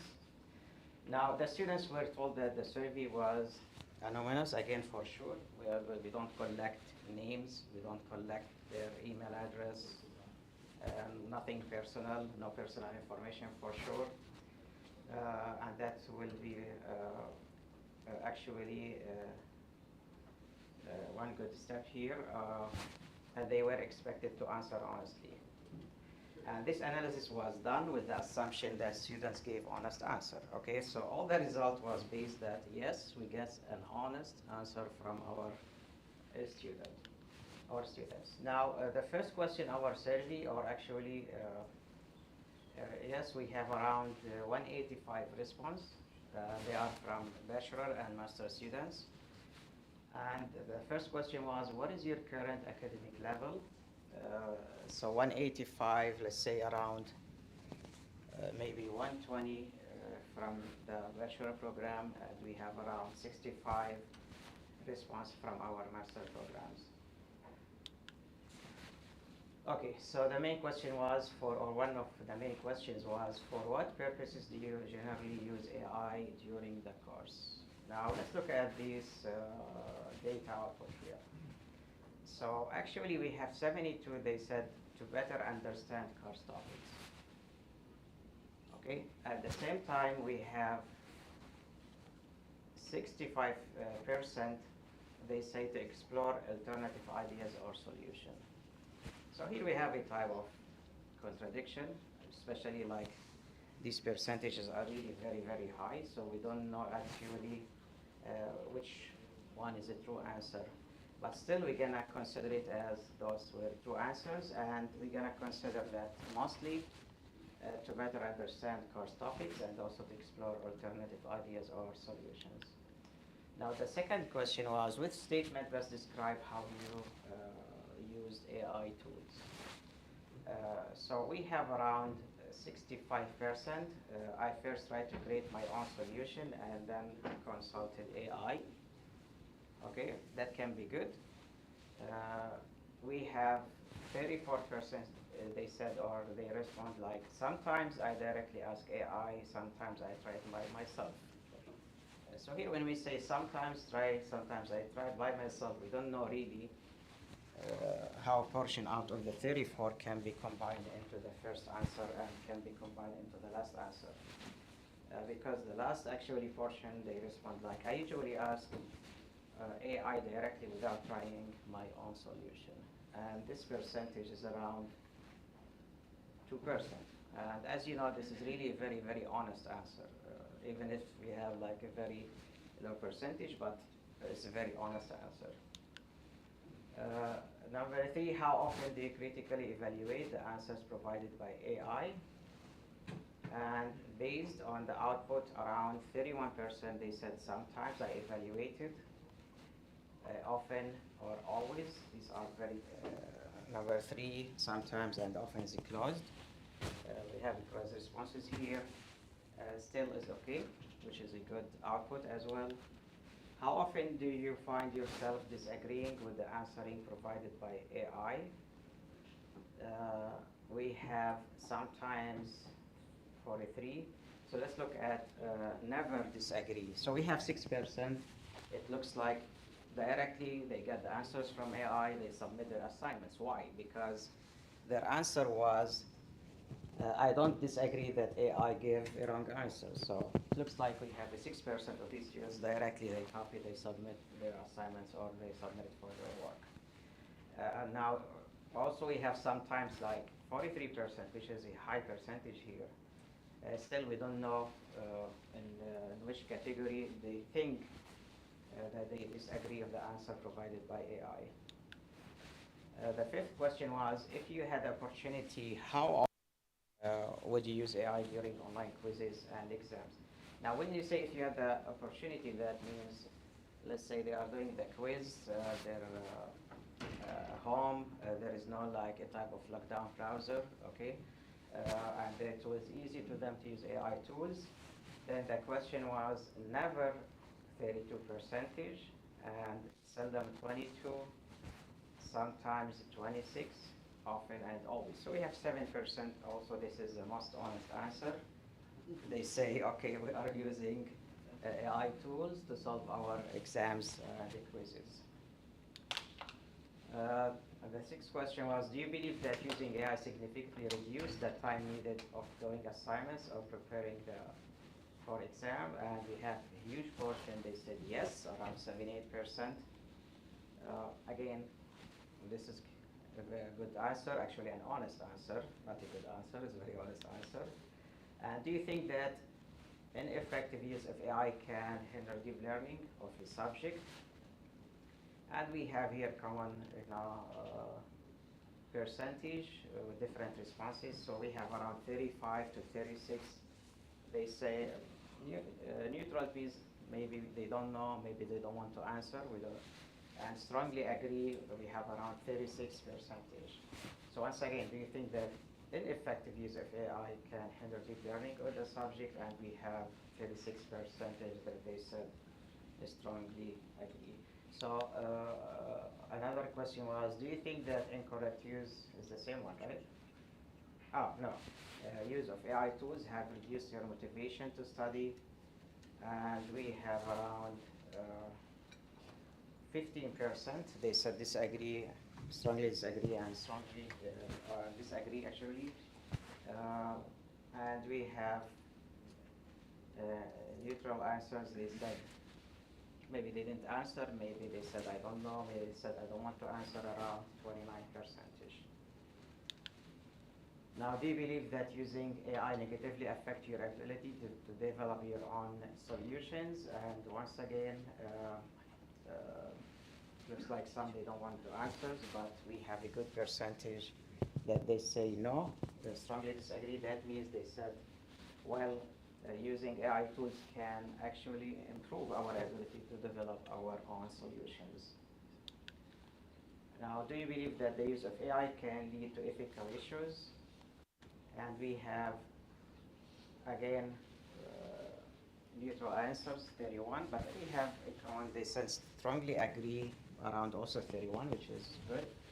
So that means our students, mostly they know that using the AI for their assignments, to answer the quizzes, exams, can have ethical issues, and they are actually can impact negatively the way they can think.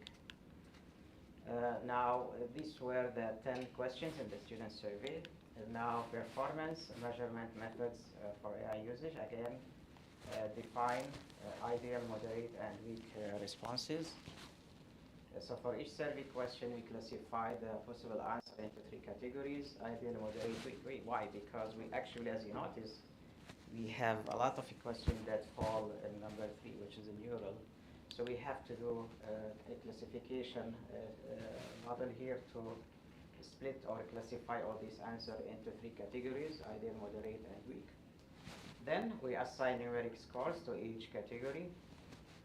Ideal is 1, moderate 0.5, 0.7, weak between 0 and 0.3. Then we calculate the individual item scores for each one. And then our favorite part was to compute the average performance score. So we average the scores across all the questions to get a total performance score for each participant.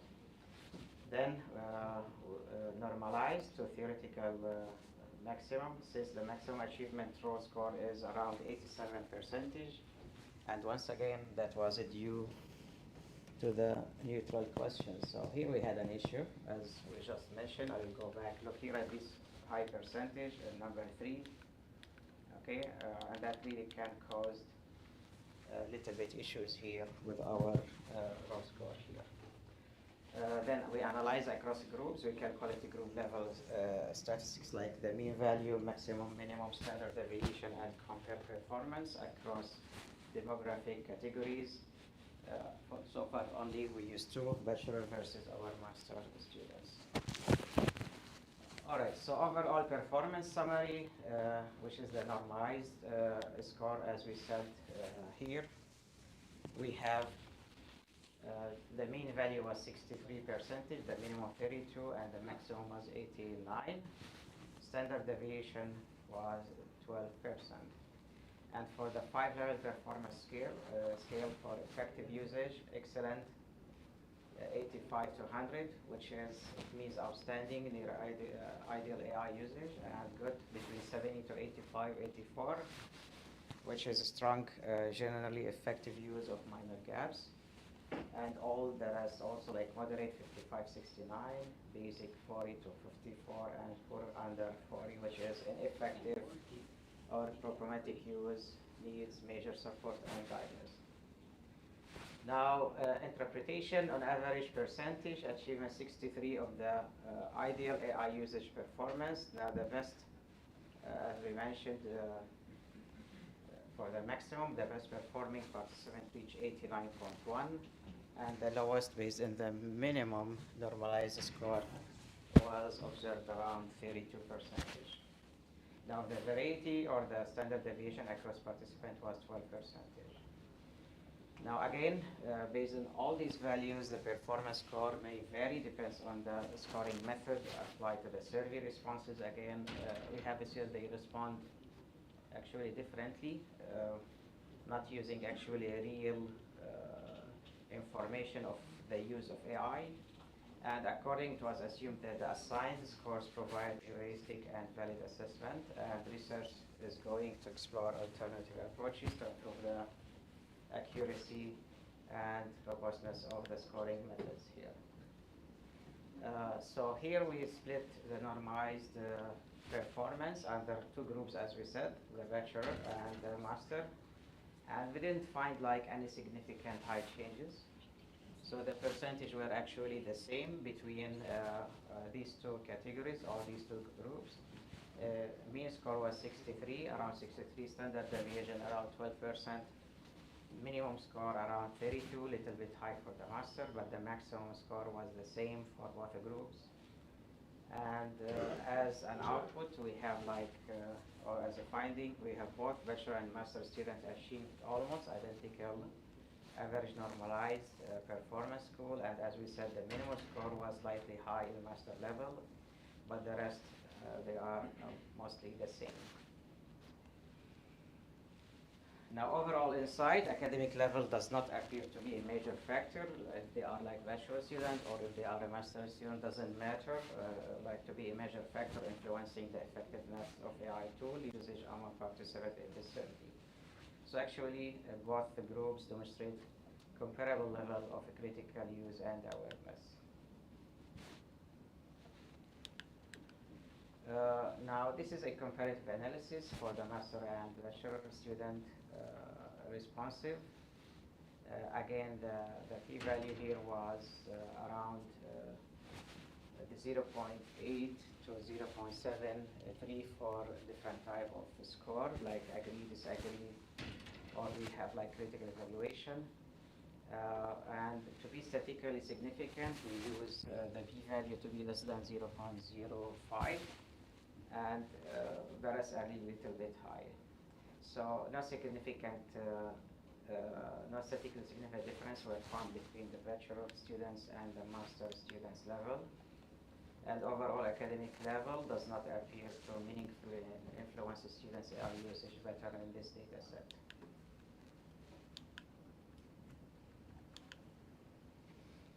Now, faculty results survey. So all of them, do you believe that an effective use of AI, the user can hinder their deep learning? So most of them, they choose strongly agree. Now, do you believe that an effective use of AI by your students can negatively affect their motivation for studying exam? Also, these are the response from our faculty. And also, all of them strongly disagree. Now, do you believe that an effective use of AI by your students can harm their ability to complete assignments independently? Again, all our 6 faculty, they vote for strongly disagree or agree. Now we need to check why the agree here. Okay. So also, do you believe that the effective use of AI by your students can prevent the development of their creativity and problem-solving skills? We have one answer as disagree, and the rest, they respond as strongly agree. Okay. Do you believe that an effective use of AI by your students can cause ethical issues? And all the responses of our faculty were strongly agree, as well for other, which practices would you recommend to help the students use AI tools more effectively?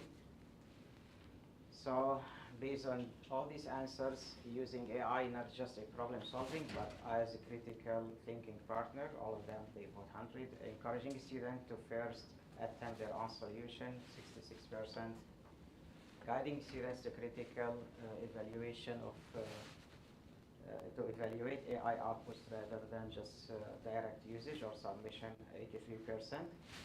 Promoting the use of AI for higher order learning goals, around 83%, and teaching the student to differentiate between their own contribution and the use of AI tools was 100% as well.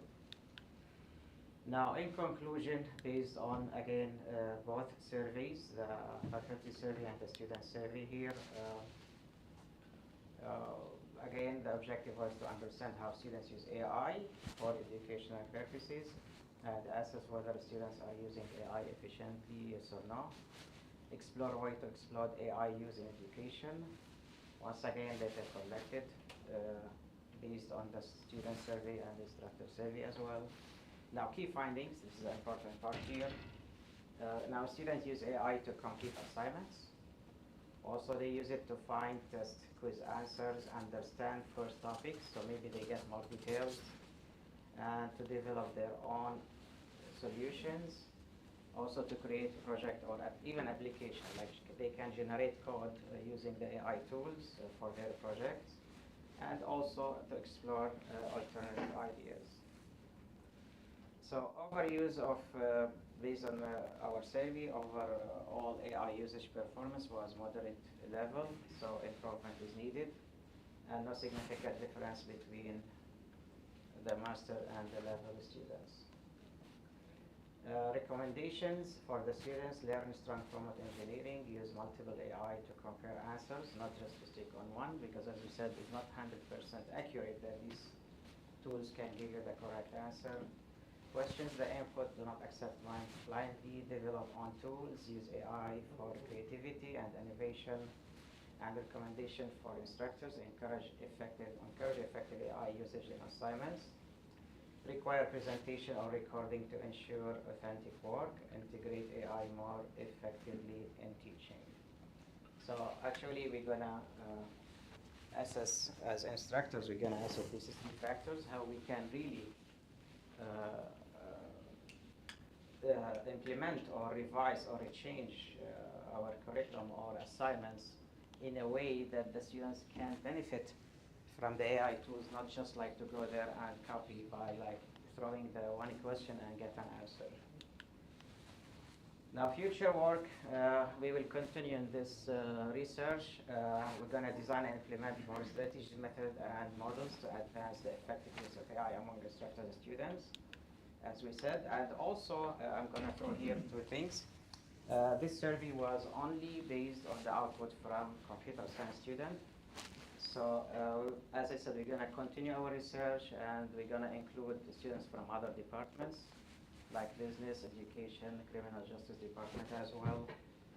Also, we're going to use a different type of machine learning modules to find the accuracy for each of these answers, especially like as I mentioned here in the student, we have some answers that can really conflict or cause a conflict between the outputs. Okay, thank you for all.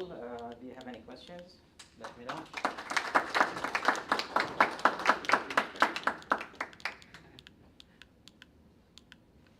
Thank you, Dr. Said. Yeah, it seems we are running a bit late.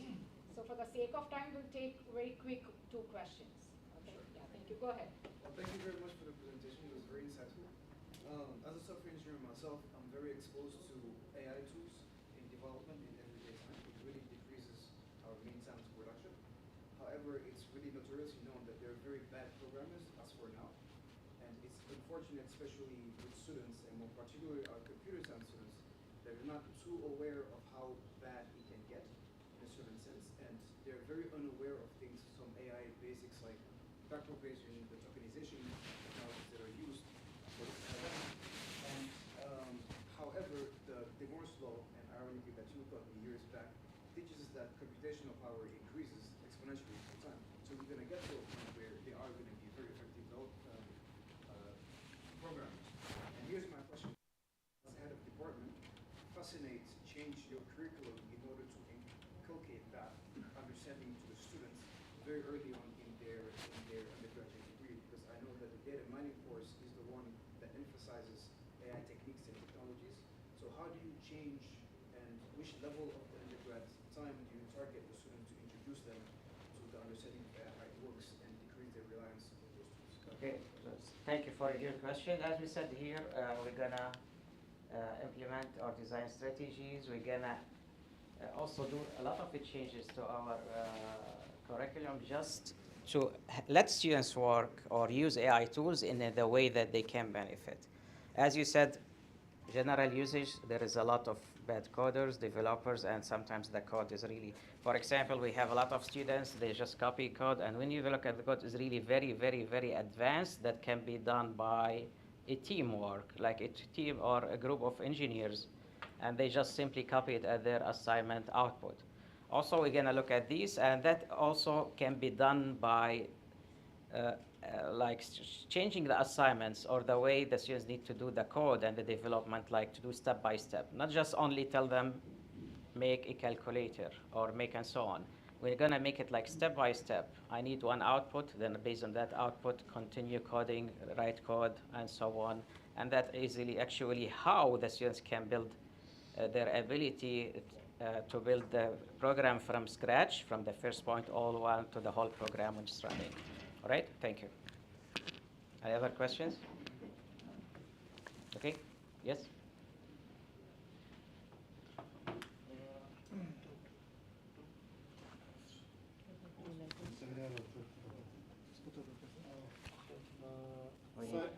You can translate, yes. Dr. Said Mirza, аябай кызыктуу баяндама жасап бердиңиз.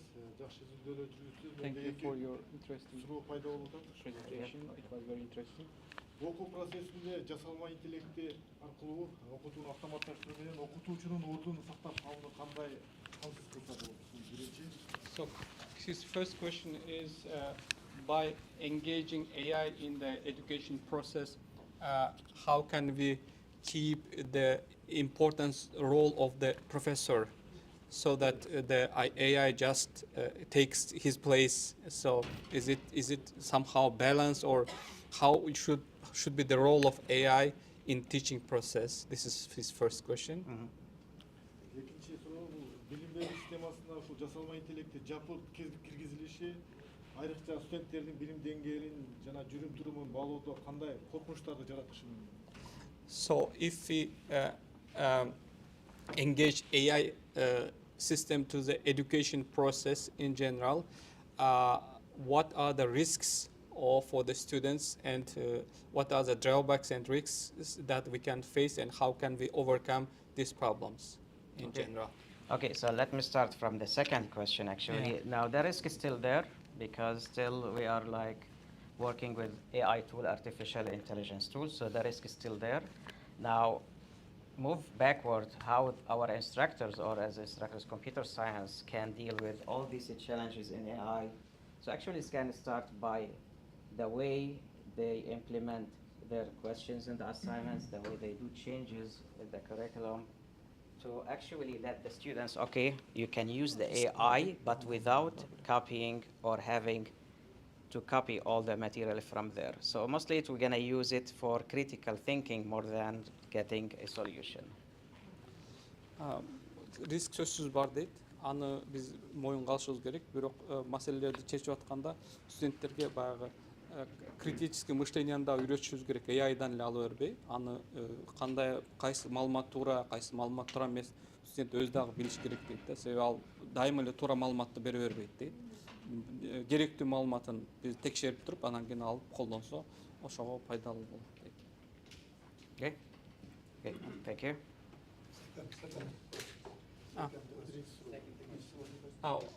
Экон чогуу жооп берди. Бир эле. Would you like to say anything, Dr. Anju? I want to add one thing, just one thing. As you mentioned, that our main goal is to measure the efficiency level and to increase the efficiency level. But we all know that it is not enough to analyze the survey. We are thinking about it. We need to more data. We developed some strategies to measure this because it is important.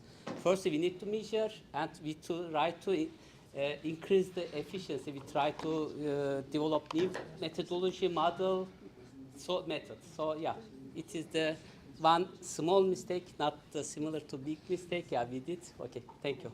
Okay, thank you.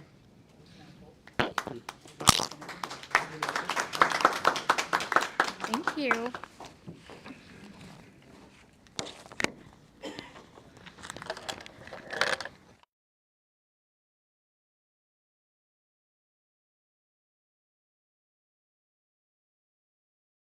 It was really important to know what AI, AI is everywhere now. So yeah, we all learn something new every day about what AI can do.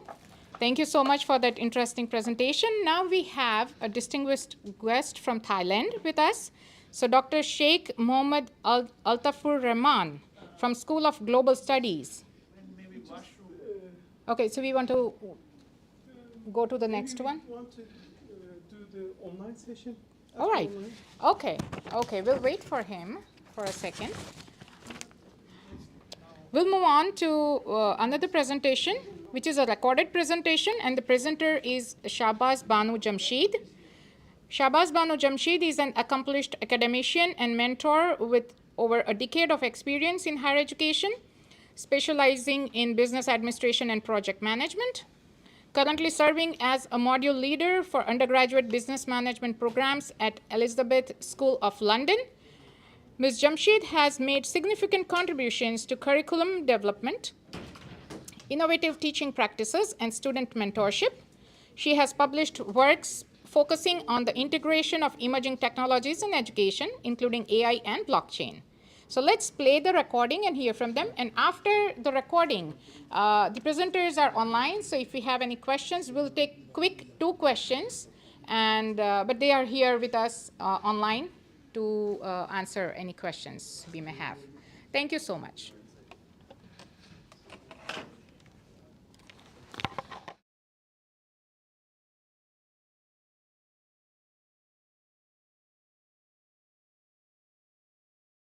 Hi all. My name is Shabas Banu Jamshed.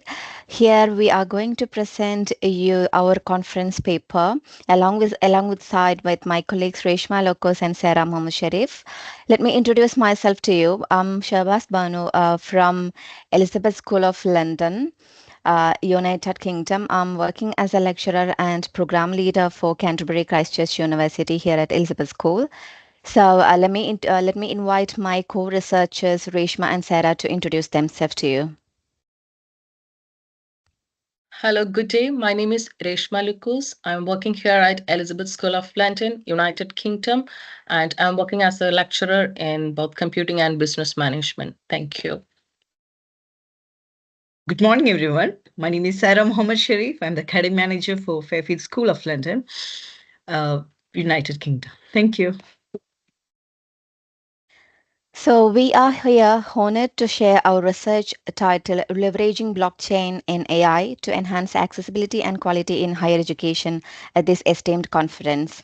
This presentation proposes a framework that integrates artificial intelligence and blockchain technologies to address persistent challenges in higher education and bridge the gap between academic outcomes and workforce demand. So let me move on to my next slide. So first, we are starting with the current challenges in higher education. As we all know, higher education systems globally faces significant challenges. So first, let's see the first challenge we are facing. There is growing over-reliance on artificial intelligence tools among our students. While such tools are designed to support learning, excessive dependence can undermine official thinking and independent reasoning. The second, we can say another kind of challenge we are facing is the assessment of soft skill remains insufficient. Then we can say the education programs often emphasize theoretical knowledge at the expenses of practical application. This theory gap leaves many graduates ill-prepared for real-world professional environment.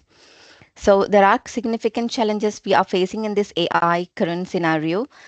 So let me move to the next slide where we have proposed to address these issues. We have proposed the career passport, which is a secure technology enhanced model that ensures students develop and can demonstrate both academic and professional competencies. This career passport integrates 4 core components: AI-powered career planning, which matches the student with appropriate career trajectories by analyzing data patterns in their academic and behavioral profiles. Then another one is soft skill tracking. Through AI observation and AI assessment, competencies such as leadership, critical thinking, and ethical reasoning are measured and recorded.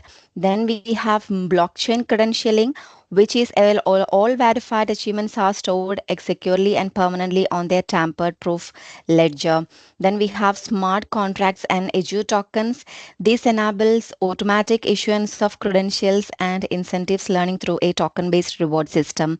These solutions definitely aims to provide a verifiable and portable representation of a student ability.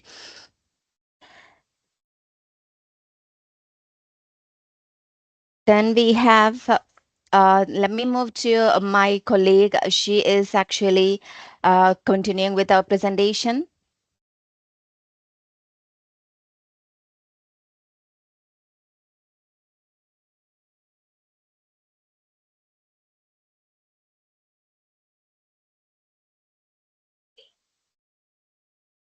Here, AI for career guidance and engagement.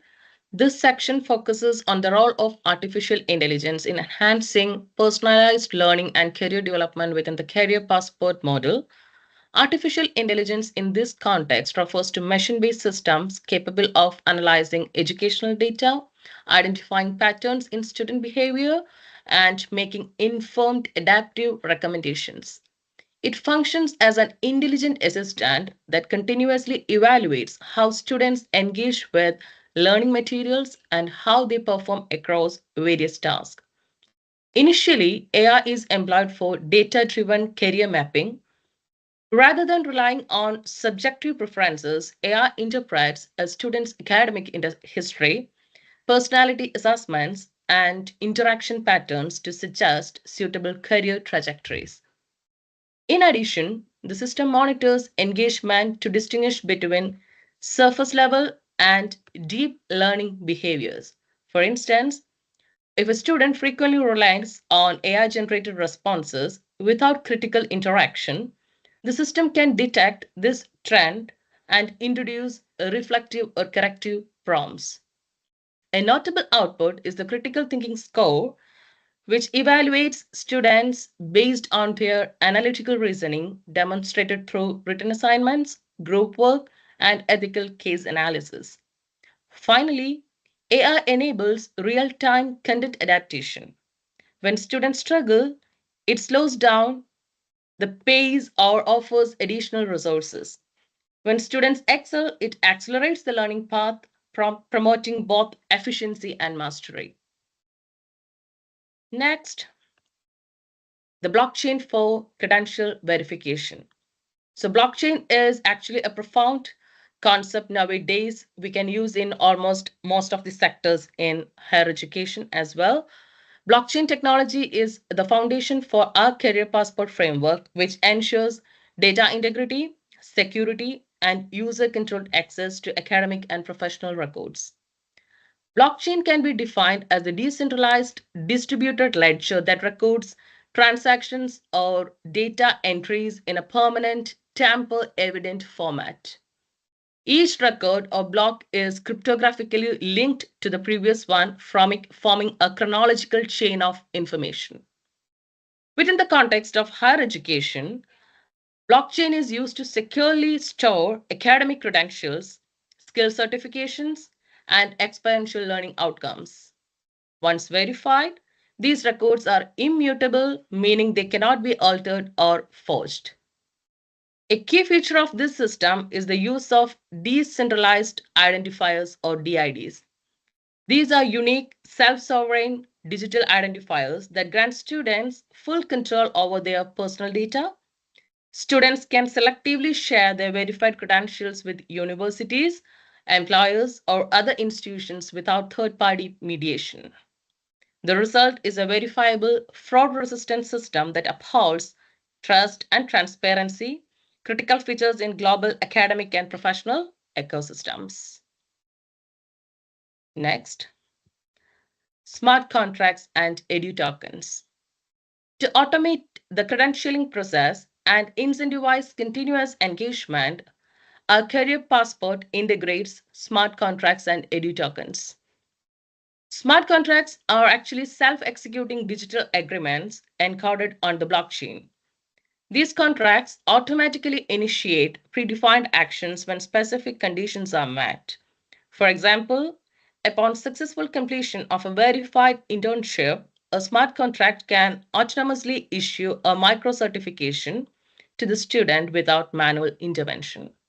In parallel, the student introduces edu tokens, a blockchain-based digital tokens awarded for meaningful academic and professional engagement. These might include demonstration of problem-solving skills, participation in collaborative projects, leadership, or ethical behavior. And edu tokens serve both as motivational tools and as an alternative credentials. They may be redeemed for access to premium learning content, mentorship opportunities, or preferred placement in industry programs. Together, smart contracts and edu tokens ensure a scalable, merit-driven, and transparent ecosystem for lifelong learning and professional development as well. Next, our Career Passport framework model. The career passport functions as a structured multi-step model that accompanies a student throughout their academic journey. During step 1, it is actually the AI-based career mapping. Students undergo an AI-driven assessment designed to identify their interest, academic strengths, and suitable career pathways. Secondly, personalized learning pathways. The system constructs individualized learning plans, recommending appropriate courses, internships, and projects. It continuously adapts these pathways based on student engagement and performance. Step 3, the real-world learning and soft skill evaluation. AI systems monitor how students perform in applied settings, evaluating communication, collaboration, punctuality, and ethical behavior. In step 4, it's smart contract-based certification. Upon completing verified experiences, smart contracts automatically issues micro certifications that document the student's achievement. In step 5, it's blockchain credential storage. All the accomplishments are logged immutably in a blockchain ledger tied to the student's unique decentralized identifier. During step 6, that is the career passport generation, the final product is a secure QR code accessible digital passport summarizing a student's verified capabilities, which is actually useful to express their employee readiness and for institutional review. Thank you.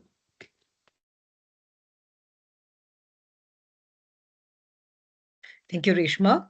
To move on, what are the benefits for stakeholders? The career passport model delivers benefits across the educational system. Now, for students, it enables personalized learning, measurable skill development, and transparent documentation of achievements. And for universities, it enhances graduate employability, improves institutional reputation, facilitates stronger partnerships with industry, which is one of the biggest challenge the universities are facing nowadays. And for employers, it provides instant access to verified skill-based profiles, enabling efficient and accurate hiring decisions. Let's go to the implementation challenges. Despite its potential, implementing this model involves several challenges. Institutional resistance may arise due to the technological and cultural shift required. And significant investment in infrastructure, faculty training, and policy reform may be necessary. AI systems must be designed with fairness and inclusivity in mind, which is going to be a challenge, of course. And algorithmic bias must be minimized to ensure equitable outcomes for all demographic groups. Now, data security is also a priority. Student records must comply with privacy regulations such as GDPR and Federal Education Right Protection Act. And finally, there is a need for international standards to ensure that credentials are interoperable and recognized across institutions. That's a key thing. Let's move on to the future scope. The career passport model holds promise beyond traditional higher education. And first, it enables global certification. Students can carry their verified records across borders, supporting international mobility and job readiness. Second, it is applicable to lifelong learning and corporate training environments. Employees undergoing upskilling or compliance programs can have their progress recorded and verified in real time. Third, it advances the shift toward competency-based education. This model prioritizes skill demonstration over seat time and helping learners from diverse backgrounds validate their capabilities. Ultimately, the career passport bridges the gap between academia and industry, creating a system where learning is personalized, achievements are verified, and education becomes future ready. So, with this, we conclude our presentation. Thank you for your attention. We look forward to your questions and if you have any insights as we explore how blockchain and AI can reimagine education for the 21st century. Thank you.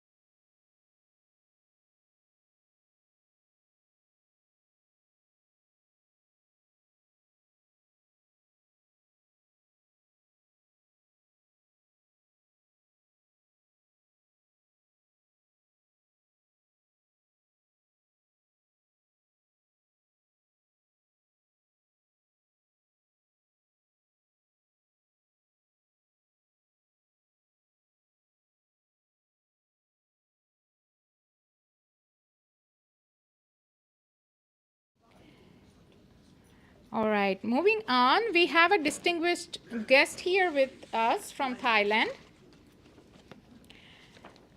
Dr. Sheikh Mohammad Altafur Rahman from School of Global Studies, Thammasat University, Thailand, and he would like to present on Chinese student migration to Southeast Asia, analyzing the adjustments of Thai universities. Dr. Rahman. This is one clip. This will go on your. Yeah. This is another clip. One.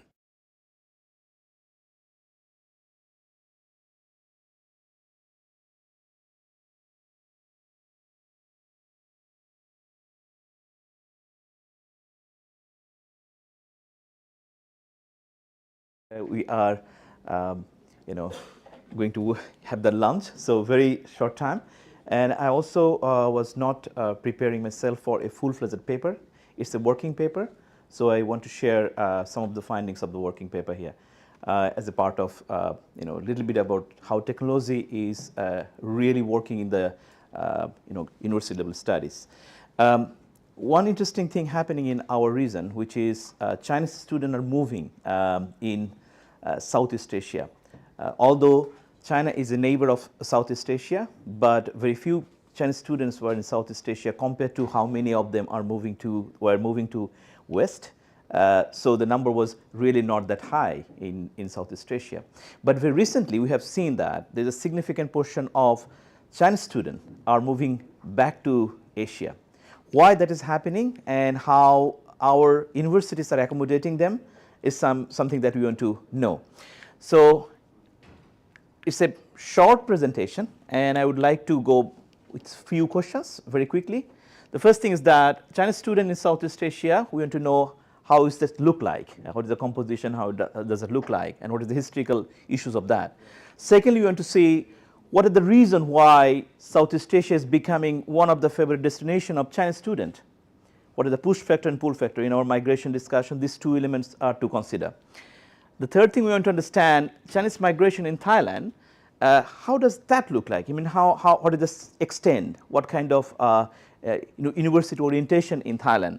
We want to understand the preparation, the challenges, those are, of course, the universities are facing, as well as the students who are coming in Southeast Asia, they're also facing. So we want to understand both sides.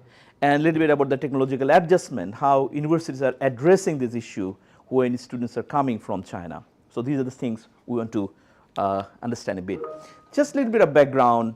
Once you want to know about the education migration, it is a global phenomenon. It's happening across the world. Chinese are influxing their economic power and they want to move out, they want to learn the things. And we know that Chinese economic growth has been significantly contributed by the diaspora who came back and contributed back to their economy with the knowledge and experience they have learned from outside. So Chinese government actively pursue and encourage this education migration where it wants to allow a specific portion of their educated graduates to move and get the knowledge and come back. However, they do not also want to see a huge number of students are leaving the country, which would pressure the economy as well as their cultural orientation. We had a significant Chinese student coming to Europe and Asia, America, which somehow dropped. And it dropped due to the political reason. And if we are looking about this drop, we could see that the drop actually happened in USA, but not that much in UK. And there's also a significant trend between the graduate and undergraduate level of migration. At the graduate level, this drop is not significant. Rather than we could see still UK considered the top destination of the graduate and postgraduate Chinese student.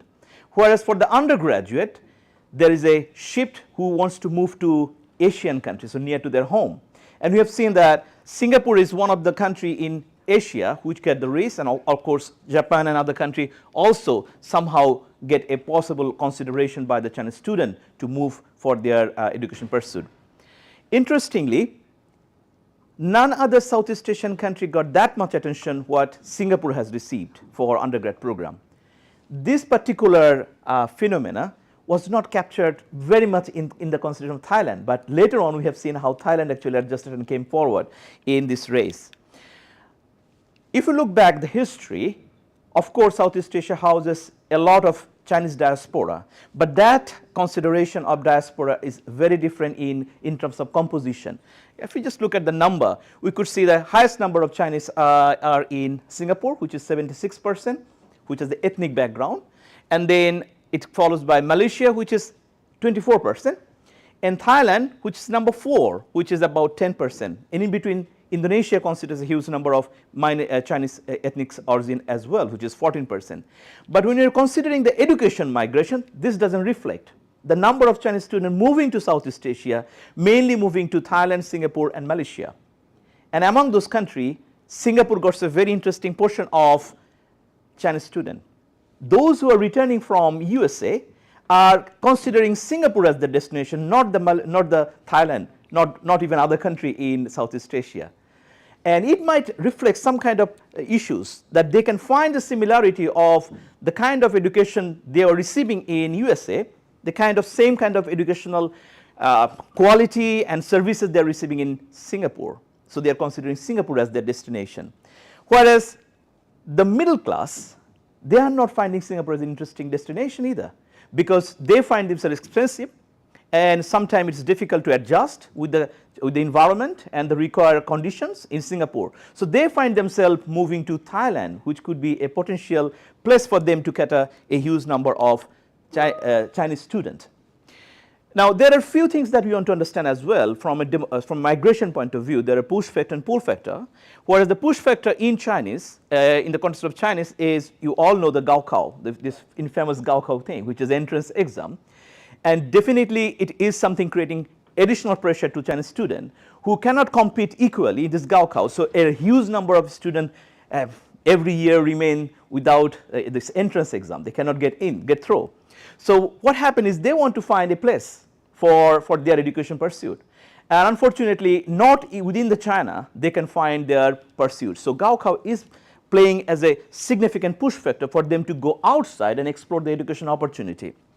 Now, if you're looking at the same way, we could see that there is although we think Chinese society is economically kind of equilibrium, but then we can also know there are division in terms of rural versus urban, there are division in terms of higher income class versus the lower income class, and this kind of situation remain very true for those students who are coming from rural background and also from the poorer background or middle class background. They find themselves very difficult to pursue education within China, but they also cannot go to USA, they also cannot come to Europe, also cannot go to Australia. So what is the possible solution of that? They want to find something nearby, so they want to go to Thailand. So that's something, a very interesting way, a significant portion of Chinese students interested to move to Thailand. And these are some of the push factor which is happening.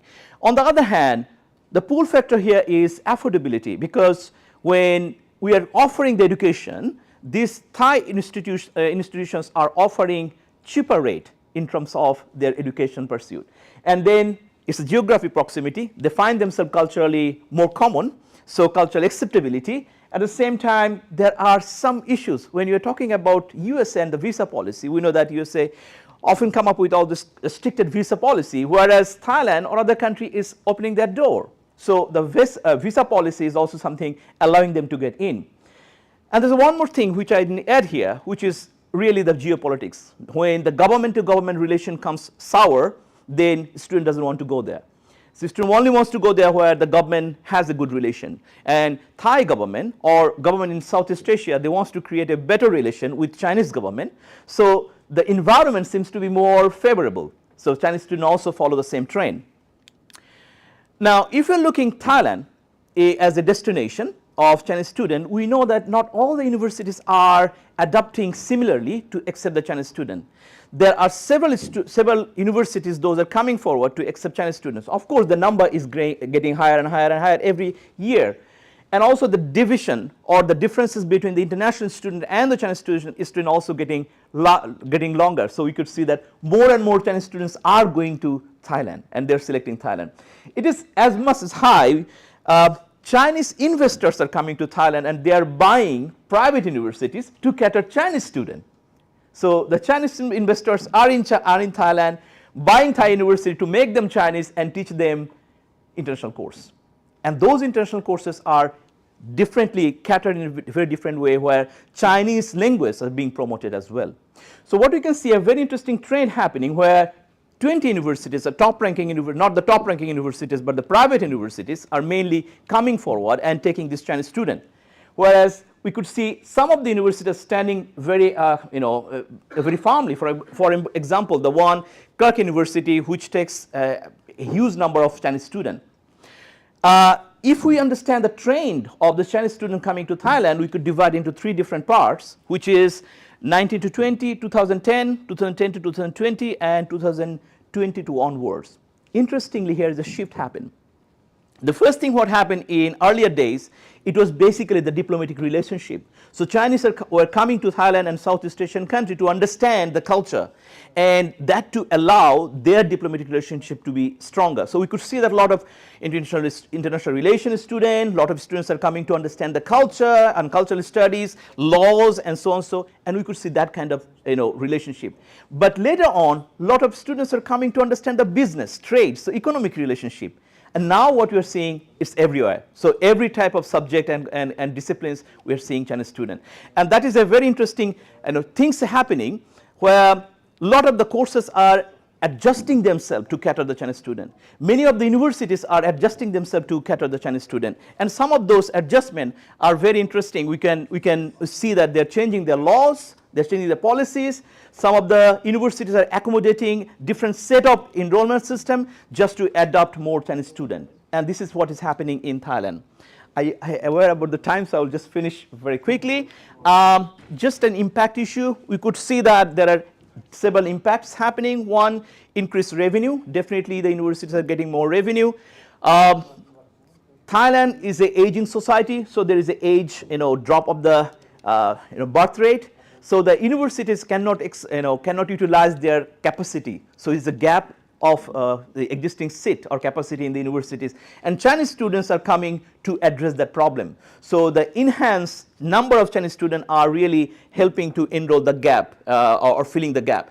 Potential for research collaboration, infrastructure is changing, industrialization happening, and economic benefit is also happening eventually, which is also giving some kind of political kind of leverage between Thai government and the Chinese government. There are challenges, which is from both sides, from on the student side as well as from the university side. There is a interesting issue about the language, because although Chinese students are coming in the university, but not all of them are equally capable of English proficiency.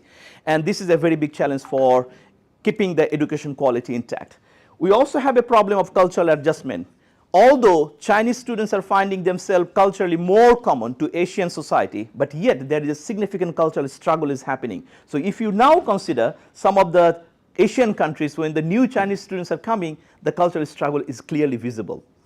And then there's a social integration problem as well, and financial pressure as well, because not all of the students, when they're coming to Thailand or Malaysia, they can really pay by themselves. So they want to find job, and that is not happening in Asian society. So there's a huge number of challenge issues are around, and we don't know how to solve this problem. So finally, the last slide to understand, to address some of those issues, there's technological adjustment is happening in Thai universities. Of course, we have e-learning platforms are getting more and more popular.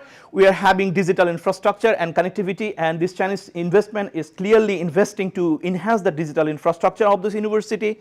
We're also getting more and more online support system, support service system. Those are happening, and digital transformation is happening, where the government is actively pursuing and grading and keeping the grade of the university, how much an university is integrating those kind of digital infrastructure in their education system. Unfortunately, what is happening in many of those universities which are enrolling the Chinese student in a growing level are not clearly producing enough result. So the question remains whether this digital integration or digital enhancement does really solve the problem or not. So that's the end of my presentation. Thank you very much.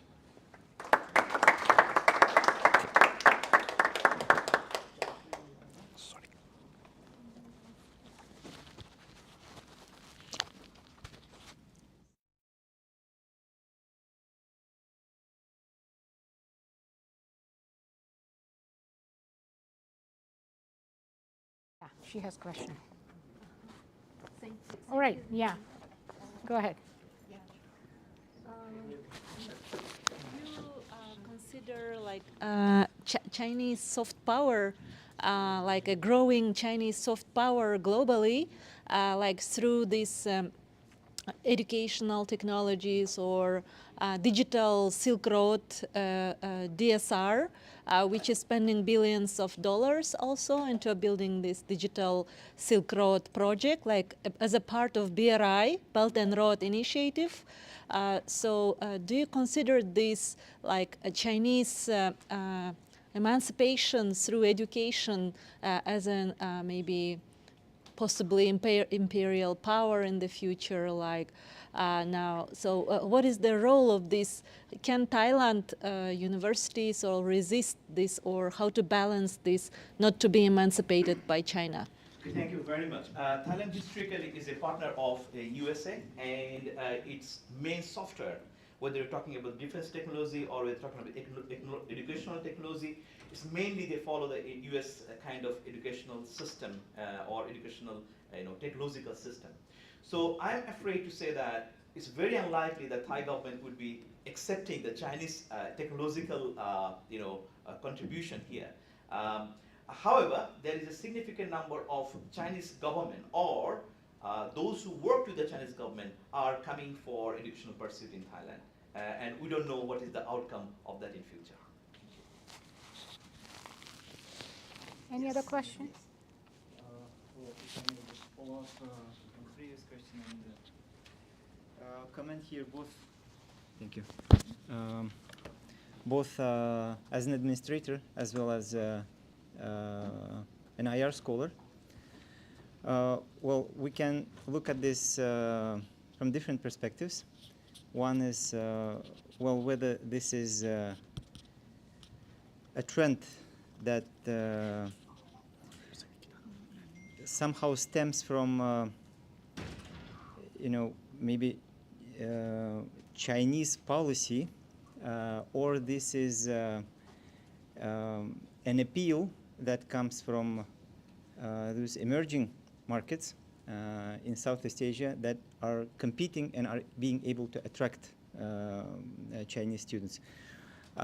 These are the very same questions that we are asking in Cambodia. If it was about the quality of Thai universities, I would say, okay, this is an appeal of universities in Thailand who are out-competing competitors in the region to attract Chinese students. But it looks like with probably having done nothing to attract Chinese students. Universities in Cambodia are also facing exactly the same questions. So they are coming rather than we are doing something to attract them because, well, it's just a matter of probably realizing what's going on here. But we are actually asking exactly the same question, whether this is an extension of Chinese policy towards the region through the education, and what might be the consequences in the medium term of these, whether this is an investment or whether this is an outreach to the region. I don't know how to frame this, but this interestingly overlaps with growing volumes of investments, Chinese investments in the region and those countries. So we are, as a university, are committed to contribute to the development of human capital and to qualified workforce in the region in Cambodia, so that we can help country to grow and advance. We see lots of Chinese investments taking place in Cambodia, and this is it when several Chinese companies, consulting companies approach, for example, universities in Cambodia that we cooperate with, that we know, including ourselves, trying to negotiate the terms on Chinese students coming in to the country. We are trying to understand what might be the underlying reason of that. And those are the things that we are collectively trying to think about ourselves, whether this is a testament to the quality of education that we provide or how competitive we are, or whether this is a reality that we have to face. And sometimes we see examples, for example, from our partner institutions that are not very happy to see Chinese students, because it's not only about the revenue that university can get in exchange, but it is also about what would be the medium-term and long-term impact on the institutional culture, as well as the impact on the country. And sometimes we see the cases when students raise the bar for admitting Chinese students, comparing, for example, to local students or maybe other international students, when they come and ask, for example, to enroll on certain conditions. This is a subject for a serious discussion. Exactly. That's why, well, I have lots of other things to follow up on, but this is just maybe a comment to note that this is happening across the region with other countries as well that are significantly less developed, and well, it's not common sense that we don't see that many foreign students coming in from less developed countries. What would a Chinese students come to study, for example, in a much less developed country? This is a question to ask. I don't Exactly. Yes, thank you very much for your explanation, and this is what exactly what is happening.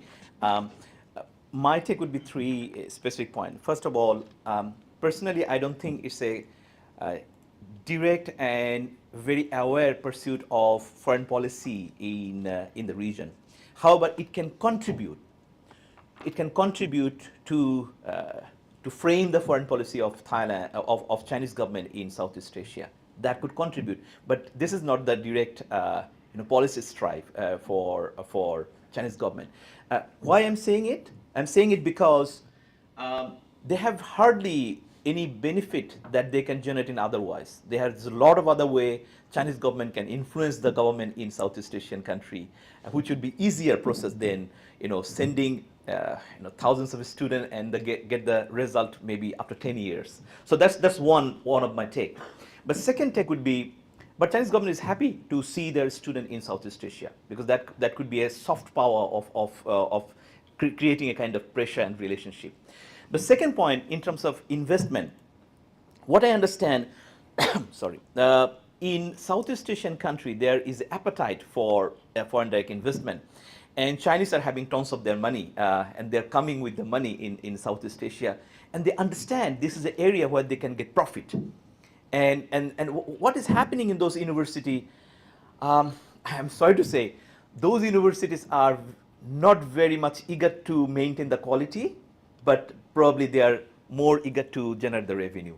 So many of those private universities which are getting more and more Chinese students, they're catering themselves to accommodate more Chinese students, and investors are also Chinese, they're getting more profit, not the kind of quality. So you're very right, and that's exactly what is happening in Thailand. I just give one example, maybe you would be fascinating to know. One of the university in Thailand invested by Chinese, they're offering Islamic education. So they have a complete college of Islamic education. And what in the earth a Chinese investor is opening a college within the university to teach Islamic education? It really a question. The answer is there is a market. And they can get the student and full of the number of the students they require in that particular course. So that's how it answers. That the revenue is one of the driving force that's really allowing them to invest. And the third point, and I think which is also very interesting to see, it's a regional issue. I mean, we're talking about Thailand, Malaysia, Singapore, even Cambodia, Vietnam, Laos, everywhere you could see Chinese. But it is not really creating a cultural, cultural kind of, familiarity, because at the end of the day, there is a struggle of cultural struggle among the people. So a lot of the peoples who used to favor Chinese in Thailand, they now do not. They are probably having Chinese origin, but they do not favor Chinese students coming in or Chinese people coming in and living in their neighborhood. Very unfortunate, but this is exactly what is happening. So there is a cultural aspect as well, and we don't know what is going to happen in future. Thank you very much for bringing this issue. Thank you.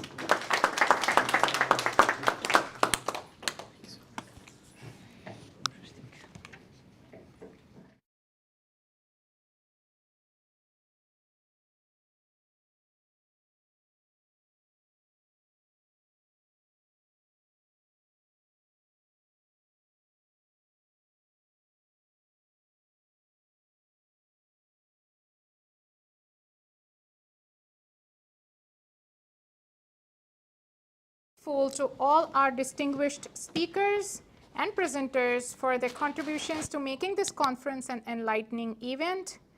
I also want to convey our heartfelt thanks to all of you who are present today and participated actively in the discussions. Our special thanks to all the sponsors for their generous support in making this event possible.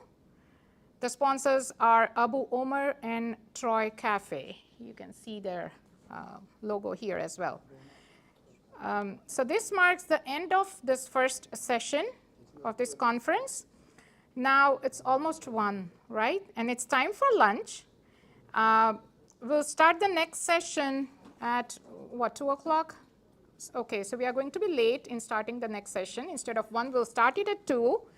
But before we disperse, let us gather for a group picture outside this room, and then we can take our lunches and then meet again here in this room at 2 o'clock. Thank you, one and all.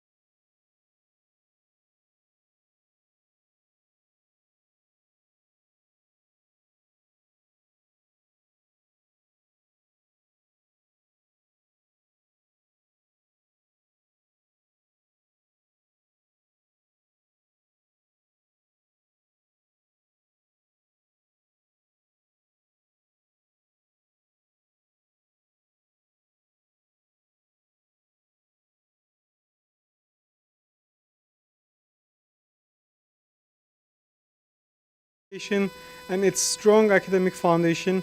We appreciate their continued partnership and valuable contribution to this event. Thank you so much, Dr. Mubin.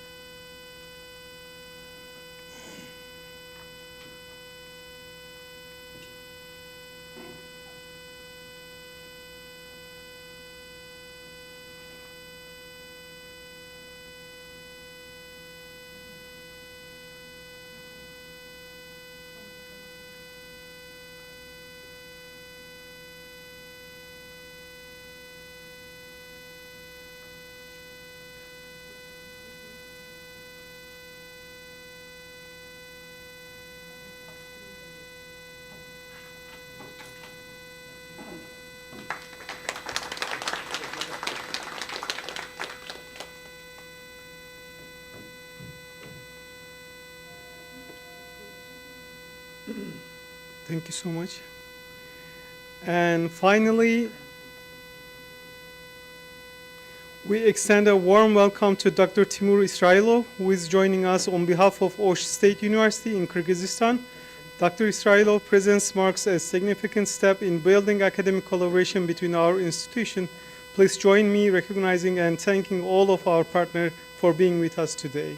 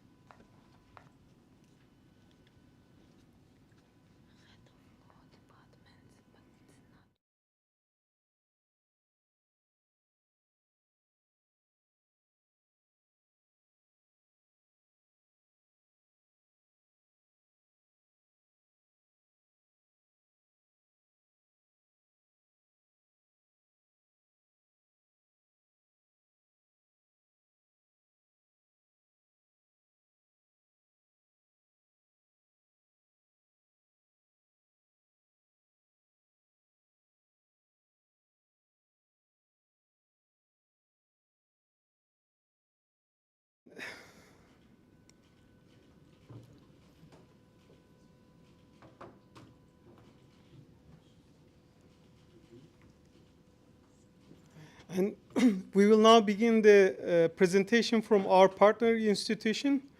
First, we invite Dr. Jamal Aydarbekov, head of the law department at Osh State University, to begin the session. Please welcome Dr. Jamal. Elinde duracaklar, kaybediyoruz. İndirim elinde duracaklar. Bir tanesi onlarda duruyor, bir tanesini biz alıyoruz.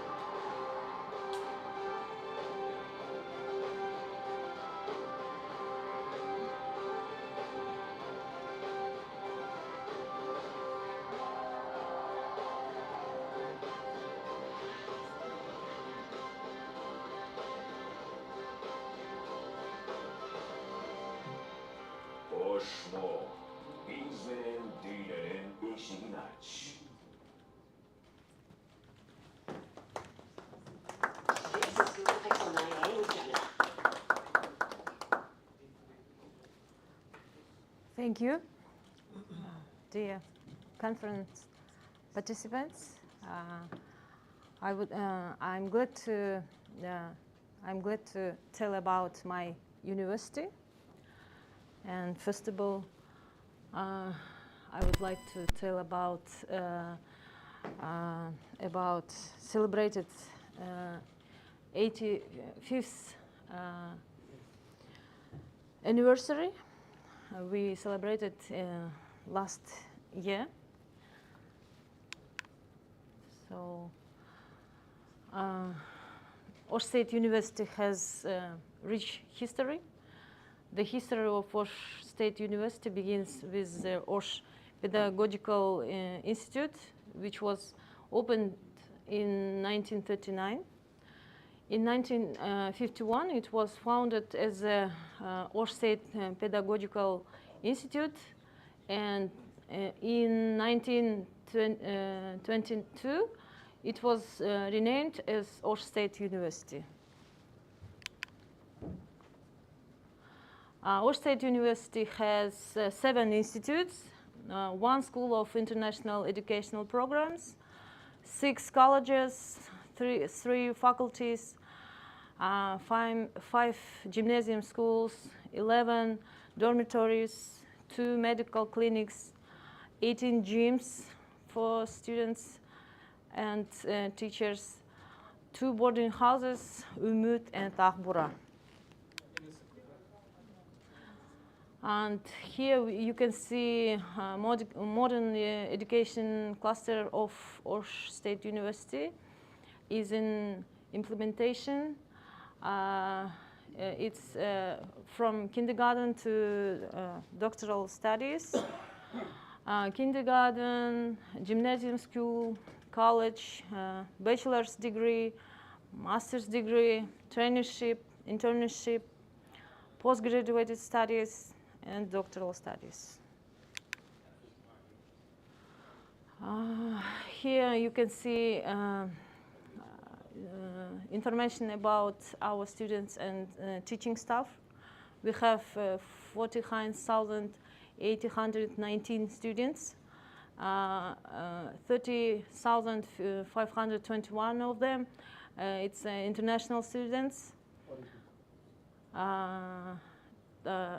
Teaching staff 2,469.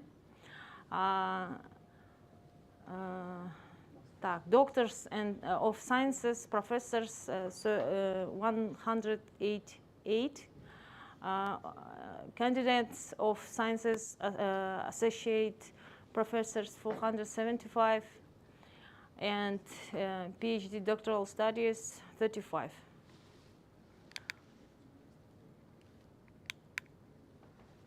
We have students from 30 near far countries, a lot of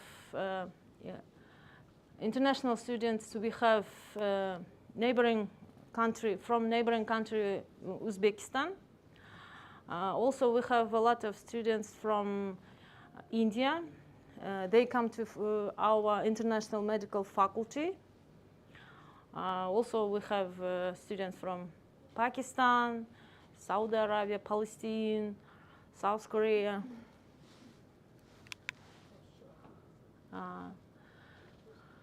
We have international relations agreements with more than 100 higher education institutes from 30 countries.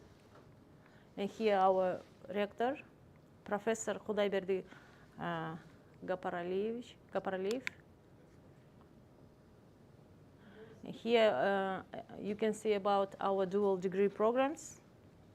We have dual degree programs with University of Moscow, Chinese, Chuvashia, Kazakhstan. Dual programs, dual degree programs. Here you can see our laboratory.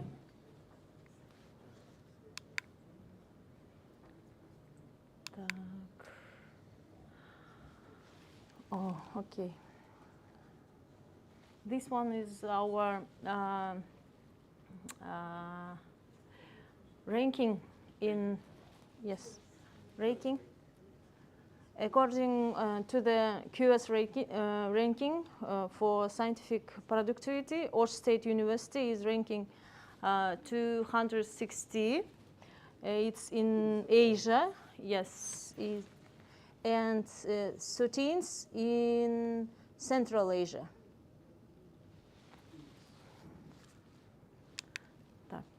13th in Central Asia.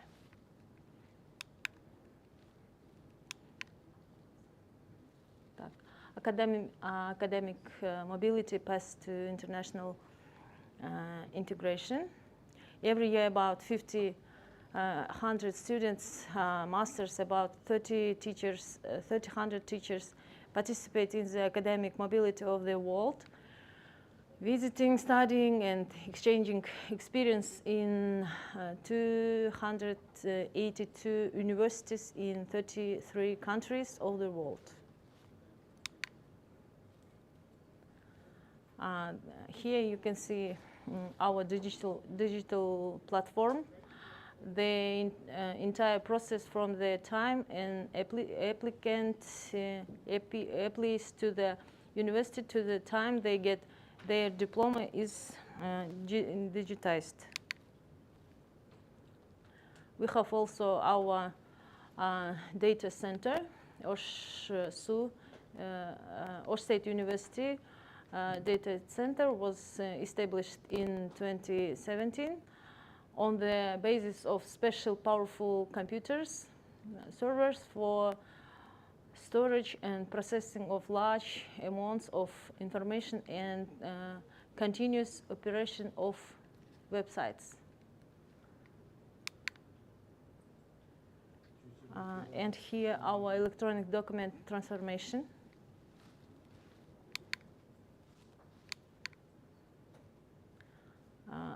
Here you can see our digital platforms, for financial activities, electronic timesheet, online test system, IRGS,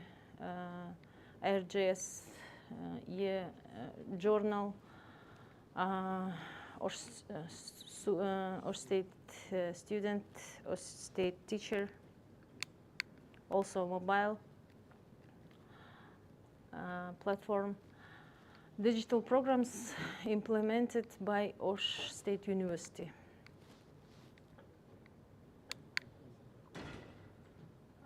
This for teachers and for students.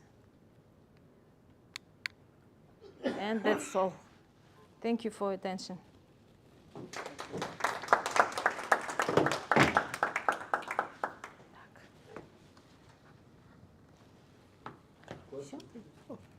Any questions? Yes. My colleagues also can answer your question. Dual degree program. So we have one more right now. Right? Yes, sure. North American University. Yes.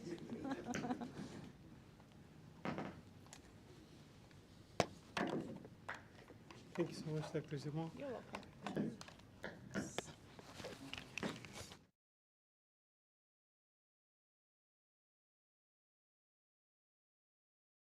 Again, and I promise. Inshallah. Now it is official. In next year, in this 1 minute. actually the next. 1 minute, sir. Oh, sorry. Пользуясь случаем, мы бы хотели biz sizga rektorimizni nimesini qo'ydilar.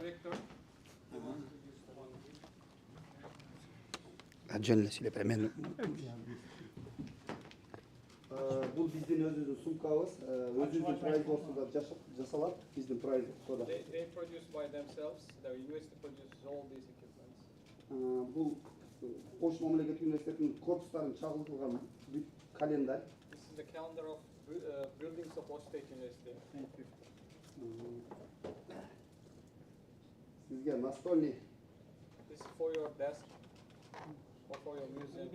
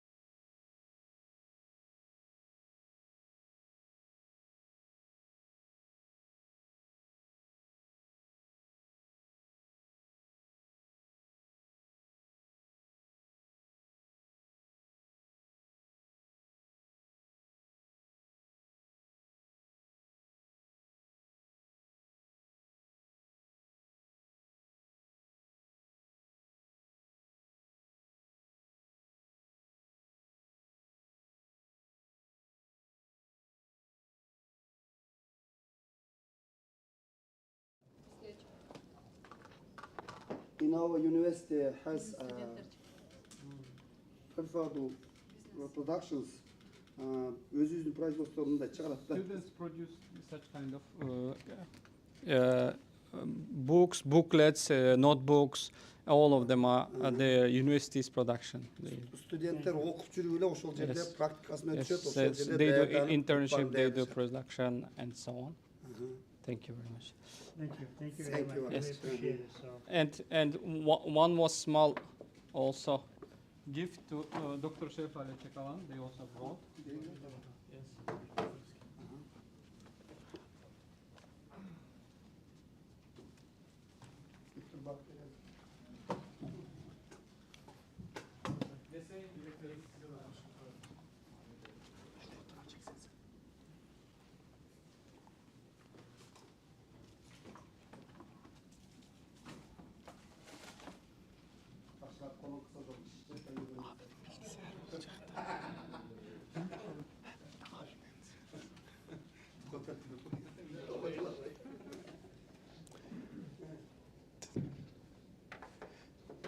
Thank you so much. Appreciate it. Thank you. Thank you so much for your kind word and your gifts. And next, we welcome to Dr. Bulat Ahmet Karimo from Paragon International University, who will be sharing his insights and experience. Please welcome him.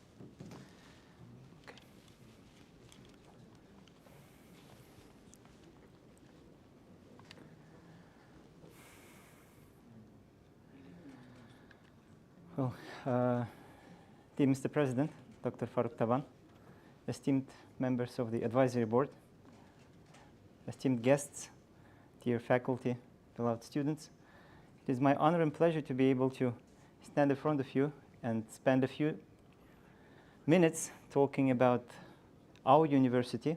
I'm coming from a proud country of Cambodia, centrally located in the Asia-Pacific region.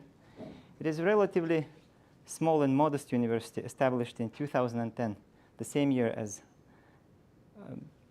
this university that we are all here today. We are proud to call ourselves a sister institution of North American University, and today is the day when we signed renewed our long-standing agreement that serves numerous opportunities for our faculty and students to engage in the years to come together. So, well, I wouldn't ask the questions about what you know about Cambodia. It is indeed one of those countries that is in the process of transitioning from the category of underdeveloped to developing countries. And the expectations of many of you would be probably whether a university or higher education standards in Cambodia means something, but we are here to share our experience and to tell that Cambodia is not that Cambodia that we used to know maybe in the past, but this is a country that is rapidly changing. And this is the evidence and some squares of those pictures from modern Cambodia and the city of Phnom Penh. Cambodia is located centrally in Asia Pacific, but to get to Cambodia, probably you would need to go to travel on purpose. It's not the place where you can just transfer from one plane to another and in the meantime explore Cambodia. For many of the flights, this is the final destination and you have to travel to Cambodia, and this is an opportunity for us to welcome yourselves. Centrally located between Vietnam, Thailand, Laos, those are the countries that we live together. Well, and it's not that Cambodia that we, for the most part, is reflected in history or international relations textbooks. Well known for maybe not some of the most bright and happiest events in its history from 1970s. Cambodia is a vibrant, rapidly developing country, and the buildings that you see on the background are the buildings that essentially were built in the past 10 to 15 years. It used to be relatively well, modest, maybe one-floor landscape, but due to foreign investments, due to efforts of local population, this country and the city of Phnom Penh is rapidly developing. These are some of the views of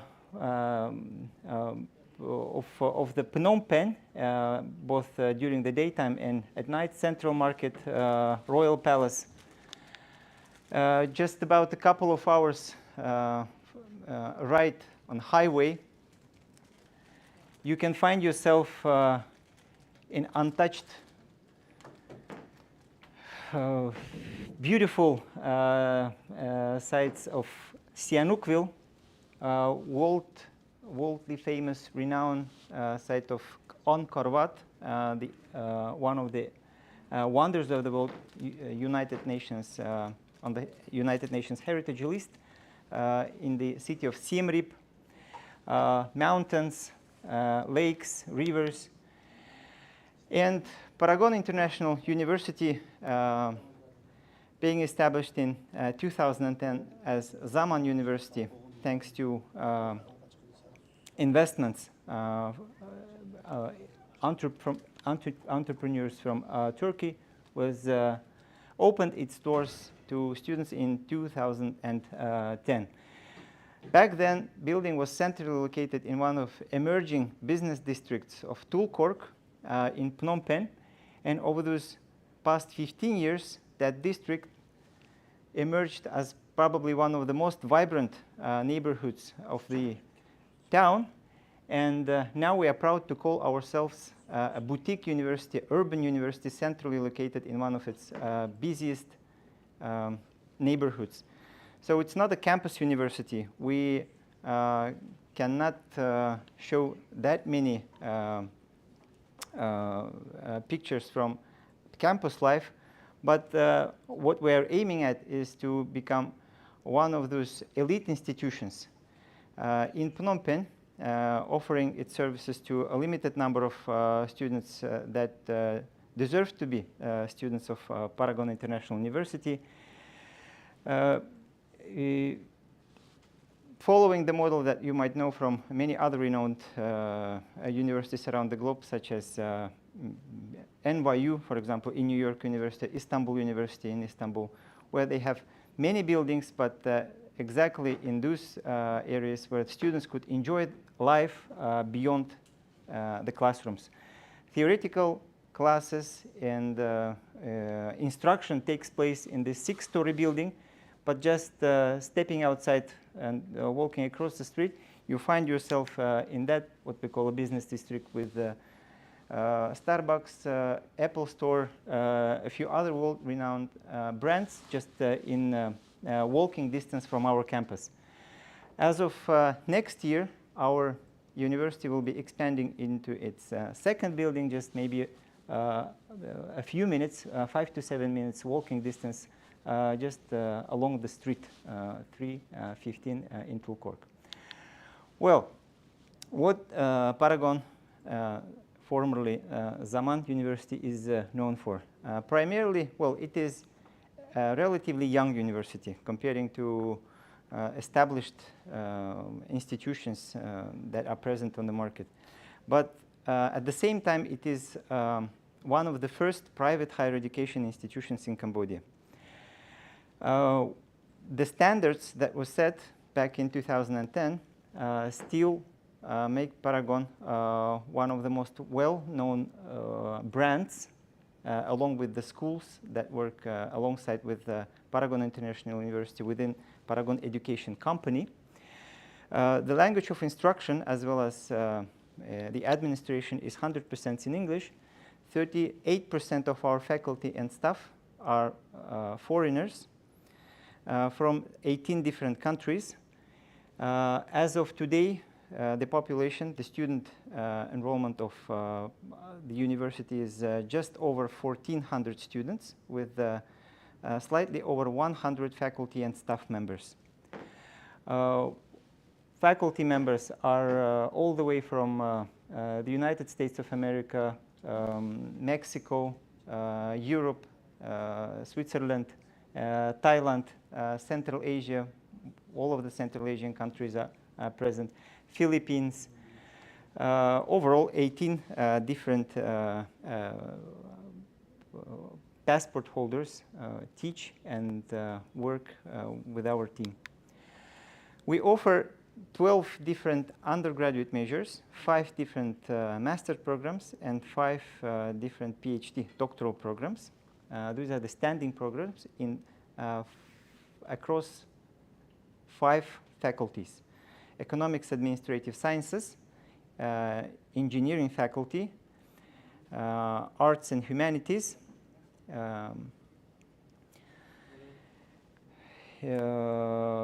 and Information Computer Technology, ICT.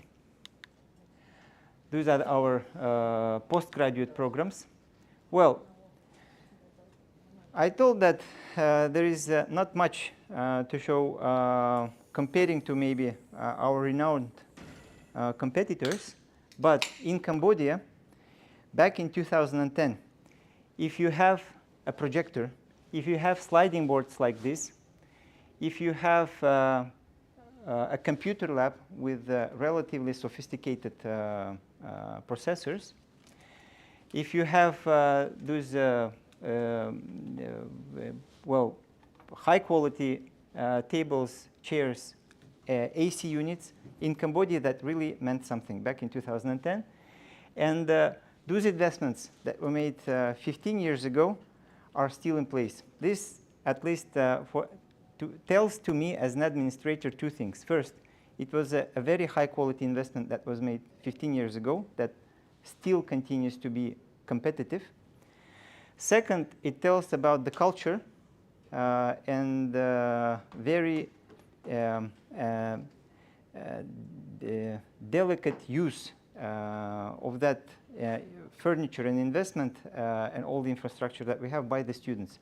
So the students and the staff that we are working with are the greatest asset of the university, are its people, not its facility, not even the programs, but are the people. These are the things that we are really proud of. Students very careful in using the facilities that we all share together. And those are the things that 15 years ago were made as an investment. Now it's time for renewal. Now it's time for expansion. This is what we are at. But it tells some about how institutional culture helps us all move in the same direction, preserving what we have. Well, now it's the limited facilities and capacities do not prevent us from providing high-quality education. We draft our curriculum and provide theoretical classes in classrooms, but almost same time of time that we spend together, we spend naturally beyond our buildings. And another thing that what our university is well known for is for its strong relationship with our industry partners. One of our goals is to involve industry partners in to curriculum development and in delivering our academic programs as much as possible, so that we shorten the adaptation period of a university graduate to workplace from several months to several weeks and maybe into several days. And when our industry partners also take place in the educational process and take students to practical classes beyond classrooms, really helps us in later on employing our students, placing them into workplaces, and of course arranging for internships. International trade and logistics department students at one of these logistic hubs. Architecture students, the product of their handwork of our students. First they come up with the project, all the paperwork, and then produce the term projects that we keep changing every semester. Those are the probably well-known departments across Cambodia: architecture, business administration, as well as ICT, computer science students. Industrial engineering students spend their time with our industry partners at one of the factories. Model United Nations students help us address issues of public and social concern. We not only, as an urban university, this is part of our philosophy, to engage with the community in the Tulkok area, align our strategic plan with the strategic development plan of the city of Phnom Penh, and with the national goals of Cambodia 2040, 2050. And at the same time, those issues of public concern and global concern that are also cross-listed with the United Nations Sustainable Development Goals are discussed with our Model United Nations Club, and we not only handle those emulation sessions in Phnom Penh, we also take our students to embassies and even beyond to the assemblies, General Assembly of the United Nations here in New York, with a limited number of students, of course, who could afford it, but still that is something that keeps them engaged, and this is one of those practical implications of what they do. Again, international relations students took active part in engaging with protocol teams, official protocol teams of Ministry of Foreign Affairs of Cambodia when Cambodia was hosting ASEAN Summit in 2022. Our students. We also take our students to different trips. It's one of the advantages of being centrally located where we are. I'm skipping those numbers and facts that are already available on the website that you can tell, but take this opportunity to express in own words what we believe to be our most important things about who we are as a university. And the students tell better than what we can tell. they are the better representatives of what we do and who we are. And their success in different competitions is a testament to the quality of education that they receive with scholarships and the network of our alumni that is spread all over the globe. Just to say a few words about the alumni, these are the destinations that the graduates of Paragon International University choose to pursue their advanced degrees, master's and doctorate degrees. We not only will stay in Cambodia, Phnom Penh, we also receive exchange students and send our students abroad. Among our premier partners for dual degree and exchange programs are Seoulbridge Business School from South Korea, Mahidol University from Thailand, and of course numerous exchange programs and maybe individual visits from our visiting students and visiting fellows from across our partner institutions that are now count 27. Some testimonials, pictures from cultural days. Well, we are a private university. We charge tuition to our students, and it is relatively competitive rates. Our tuition ranges from 3,500 to 4,500. In 2 semesters, it makes it 2,500 and 2,000 per semester. We have a prep school, English prep school, for those students who need to take another year to hone their skills to make it up for that difference that is required to be successful in the foundation year. That's prep class in English. And almost over half of our students are on some type of scholarship. It might be either 100% full coverage of the tuition, 75% or 50%, 25%. Those are the main categories. We have an institutional scholarship exam, grade-based category for the students, for high achievers on the national exam.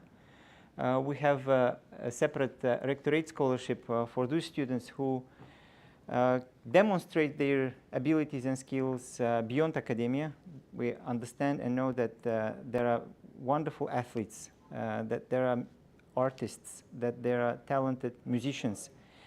And for all those people, we give yet another opportunity to show off and demonstrate their skills and grant rector scholarship for those kind of students that later on enrich our student life and add beauty to our campus.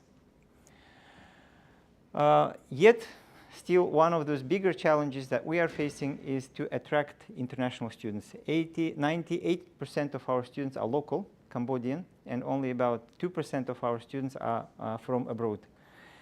This is the next stage of the development for our university, to attract as many international students as possible. And this is not just an issue for our university. It is a common concern for all universities in Cambodia, so that Cambodia can overcome that image of a country that might not be the best destination for someone to get his terminate degree. That's why when we are talking about the university, we spent several minutes first talking about how different Cambodia is now from what it used to be 15 years ago. And from our institutional perspective, we are trying to make our best to make our curriculum shine through our competitors. So we are a fully accredited institution in Cambodia. At the same time, we are going through processes of accreditation, one at regional level and one at the global level. Regional level, it is AUN accreditation, ASEAN University Network. This is a comparable thing to what you might know as Bologna standard for European institutions, Western institutions. in ASEAN, within ASEAN countries, to avoid any questions that you may face, it is important to acquire AUN accreditation. As of now, there are no institutions in Cambodia who have full AUN accreditation. We are one of those first institutions who started this process with 3 departments, and within 3 years, our aim is to have all of the departments accredited. We also became the first university in Cambodia, as of this year, to become SQA accredited. And this is Scottish Qualifications Authority that puts us on a par with about 800 other universities across the globe, but primarily in the Commonwealth, Canada, United Kingdom, Australia. That makes, gives a lot more opportunities for our students to engage in different exchange programs, as well as pursue their advanced degrees in universities in those countries. At the same time, as of this year, we became, we embraced principles of UN Prime, principles of management in higher education, within the framework of the United Nations, and the became member of UMAP, that gives our students a few more universities to engage in exchange programs. This is one of the squares when, the most happy moments that we end our academic year, and I'm, taking this opportunity to invite you on July 26th, will be a graduation ceremony, an anniversary, 15th year anniversary of the opening of the university, 11th graduation ceremony at one of the premier halls of Phnom Penh, with Sofitel Hotel, that as of now, university premises do not allow us to have all the students on the stage and host their parents and their guests. That's why we are renting one of the premier halls of the city. Once more, maybe about our graduate programs. So we are offering, actively running 5 master's and 5 doctoral degrees, but we also have a few more programs that we already got licenses for, and it's a matter of time for us to open our new master's programs. Master's programs are online. Doctoral programs are also online. It's not that they are recorded. They are live sessions every day from 6:30 to 8:30 Cambodian time. We hold classes, live sessions, and this is a regular semester, 15 weeks. Master's programs, they last 2 years, doctoral programs, 3 years. Well, in a nutshell, this is what Paragon International University is today, and it is a huge difference from what it used to be maybe a few years ago, when it was a relatively small institution offering just a few degree programs. Now we are offering 12 programs, standing graduate program with its own research office. Our vision is to become a research-oriented university, and everything needs to be considered in the context where we are. In Cambodia, these are the baby steps that we're getting started with. Having completed AUN and SQA accreditation, the next goal is to start appearing in Times Higher Education and QS rankings. As of now, engaging with yourselves and being together, having your support and letting our students engage in exchange programs with your institutions, those are the things that help us grow as an institutions. Thank you so much. It's a great honor and pleasure to be with you. Thank you.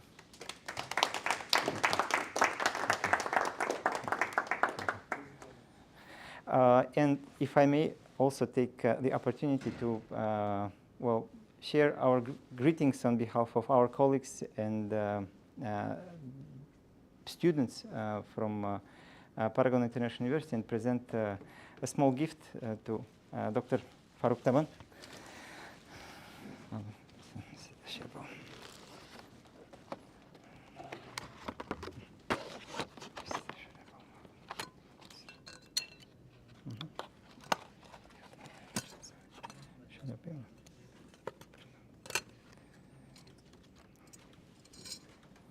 Thank you. Thank you very much. Lovely. Thank you.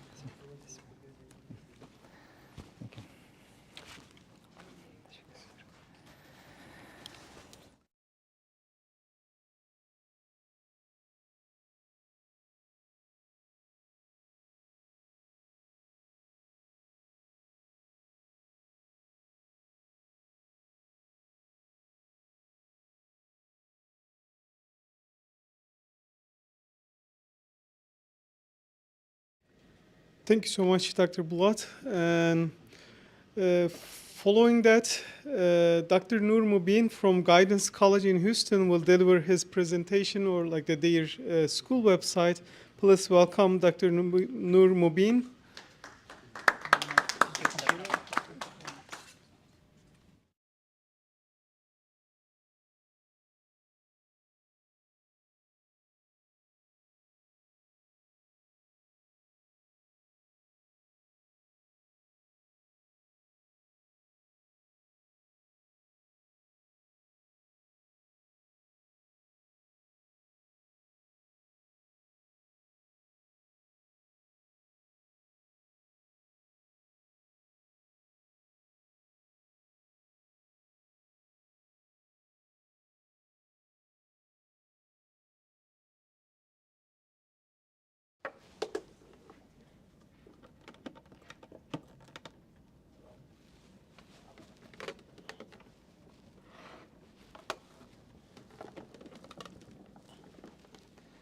All right. Good evening, everybody. Peace and blessing be upon you and your loved ones. My name is Noor, and I am here on behalf of Guidance College. But before I get started, I want to special thanks to North American University, especially Dr. Farooq and the rest of the faculty for inviting us and especially giving us the honor for MOU. So I want to really thank you for that opportunity. Our college is unique itself because it's focused mostly on domestically here in the United States of America. So we not really focus more internationally. Even we have inquiries coming in. We're also not a brick and mortar college, so it's everything 100% online. This is designed, our founder, Dr. Manal Kuda, who is one of the renowned scholars here in North America, realized that people cannot travel anymore to Egypt or Saudi Arabia for the Islamic education, Islamic finance. So he designed something that you can have the same concept or an academic rigorous, but to the issues that deal here in America. So Guidance College, I'll make it quick, I won't get you bored because now you're all tired. So Guidance College, that's fine. So Guidance College, if you look at academically, that's what we offer. So we have a lot of certificates in America, either for chaplaincy or you have an entrepreneurship or finance, different certifications, associate degrees in Islamic education, Islamic finance, also bachelor's degree program, Master of Education, Islamic finance as well. Also high school dual credit they can be using for the extra credit, which is in America. If you're in high school, you can still take those credits. What make it really unique for our college, basically, you're most welcome to go log into your website and you can walk through with me, so I'll make it faster this way. So what we have basically, most of the students are on scholarship 100%. Most of the students are also professional adults. Either they are in corporate sector, in the banking finance, or they are teachers, they are principals, administrators, or attorneys. Either they want to add those Islamic content-based education in their own life, or their family, or the institution they are belongs to. What happened recently in the state of Texas, there's a bill called SB 2 bill. With the state of Texas now, it's going to provide up to $10,900 per student and up to $30,000 for a student with disability. So now the issue that comes in, a lot of Islamic schools does not have trained teachers because most of the students that comes to us are the teachers in Islamic schools. And they have a degree, but they don't know how to able to translate the content in the issues that are here in America. So now we have majority students that are coming from that aspect. Also Islamic financing, buying homes and cars and so on and so forth. So also a lot of students that are professionals are also taking a lot of courses on that. So recently we open some of the admissions from Nigeria, from Pakistan, and from Malaysia. Those are also very much interested in the Islamic education aspect. So when you hear the word Islamic education, people start thinking about, oh, it's about Islamic. It's the name Islamic, but everything, the content is all the pedagogy that goes in the educational aspect. So we have teaching models, classroom management, and it's all practical hands-on. It's a research-based experimental learning process. It's not a theory-based that traditional schools have, just because it's not a brick and mortar, so you have to be engaging the audience and students. And remember, majority of them are professionals, so they don't have time. So they're not like undergrad. Even they have undergraduates, they already have degrees.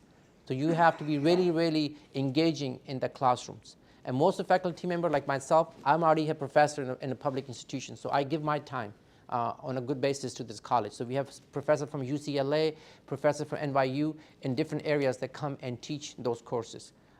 So I highly recommend you, and if you are also coming from internationally, if you want to train the teachers in that area, our teachers are very mindful about the British education system and American education system, so they align since we have students that are coming in from overseas to get trained. Again, all the students already have degrees, so we are more like experimental, practical aspect college in that sense. So what else we have in this college? Another thing is it's a nonprofit, and also is totally funded by donation. So it's not really a private institution where you have grants coming in, so we have to depend on the donation. So again, that makes something time challenging for us, but peace and blessing, of all of the highest that able to achieve those funds and able to sponsor those students. Right now, what is the unique project? We have some administrators, like principals in the rural areas of Pakistan, and also the rural areas of Nigeria. They're attending thousands of miles away, and they're making a great impact in their community by taking those classes, understanding different technologies they have, and things that can uplift their community through those education sectors. So this is very rewarding for us. Again, I don't want you to remind again, just because the word Islamic does not deceive you. We want to make sure that it is a mainstream academics that goes into the classroom. So I don't want to take you more time, I just want to make you fresh. I can go all day long, but if you have any questions, anything else that you may have about the college, feel free to ask. All right, I made it easy and simple for you guys, so thank you so much for the opportunity. You have a blessed day. Okay.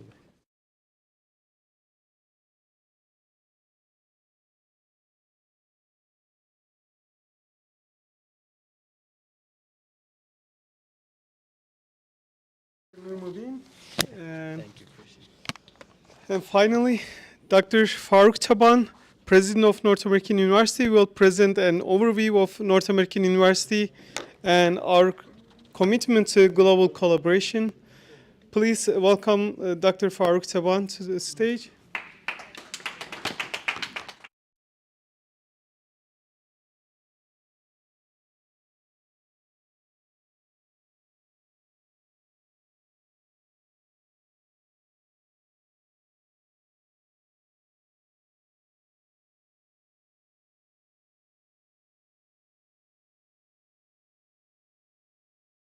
Those are the excellent presentations from everybody, like our state, the Paragon University, and the Guidance College.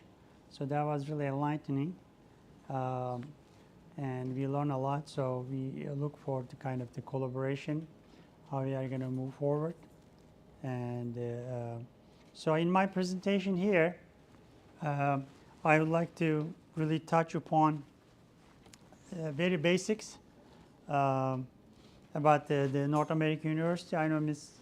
Shroff introduced at the beginning. So we are also celebrating 15 years this year. So the enrollment about 1,500, and started like as the language school 2007, and then we were North American College first 2 years 2010. And once we got the master's program accreditation, we changed the name to North American University. So we are, as I said at the beginning, highly international in terms of the not just the United States, but over the globe, and very diverse, many states and many countries represented here in this building. And we are fully accredited, institutionally accredited by ACCSC. So we have 4 undergraduate program: education, computer science, business, and criminal justice. And we have 6 master's program. And school counseling, we have 2 programs, 30 credits and 48. We have MBA and computer science, Master of Science, computer science, and education leadership and curriculum instruction. So those are the 6 master's programs. They are all online. And beside that, we have certificate programs. We call it non-degree seeking. So like the language school program and a certificate program for English training. I mean the educational training, the certificate, principal certificate, alternative certificate programs, ACP, TCP, and PCP. And also kind of a short diploma or leadership program, as you see on the screen. And also, I'm really glad to announce also our really humble research center led by our provost, Dr. Tash, and also Dr. Beckmas here. Under Dr. Beckmas' leadership, we initiated that to help the scholars to kind of get together and do some research. So we are able to provide the NAU credentials for them to get the NAU email, and then exchange with the similar degree the faculties and expertise to come up with some research projects, papers, publish conference paper, and do some scholarly activities. So this is really humble, but we are putting a lot of effort. So, and this is, as you see, Dr. Beckman prepared their first manuscripts. Eventually, it's going to be some kind of the publication. And I would like to point some of the rankings. Those are 2024 rankings. When you look at the this is in Texas, 2024. So developed by Research.com. So we are among the very prestigious universities in the state of Texas. And as you know, the Texas is the second largest state in the country after California in terms of population and in terms of growth and economic volume. So not by the square miles, but Texas is number 2 after Alaska anyway. So it's number 2 spot. So so this is very encouraging for us to be on that position. So we are expecting to get more kind of ranking in 2025 with our very rigorous curriculum and very dedicated faculty and staff. And this is another prestigious Forbes, the magazine, Best Masters in Computer Science Online in 2024. So if you look at the other universities, so this is very very encouraging, as I said, to be placed among those universities. So, and I think it's because of our affordability and also the quality. So being a nonprofit and private, so we always look for we try to lower the cost and increase the scholarship. So lower the tuition and fees and increase scholarship to help out. So we quite often consider ourselves like social service provider. So we try to be part of the community and help them in any ways, you know. So I think that's our mission. And it's not uncommon to have faculty and staff choose NAU because of our nonprofit status. Nothing wrong for profits, but nonprofit has a kind of different ball game. So that's why we are really privilege to work with such unique individuals. And speaking of tuitions and fees, this is per year international tuition and fee, $27,000 per year. Only tuition and fee, not room and board, meals not being part of it. So compared to other similar universities, this is significantly lower amount. So the closest start like 40,000 and so on and so forth. And this is the kind of the starting point. But when you see the next slide with the scholarship up to 22,000, so students can really pay about $5,000 to kind of get the tuition and fee per year. So this is huge advantage.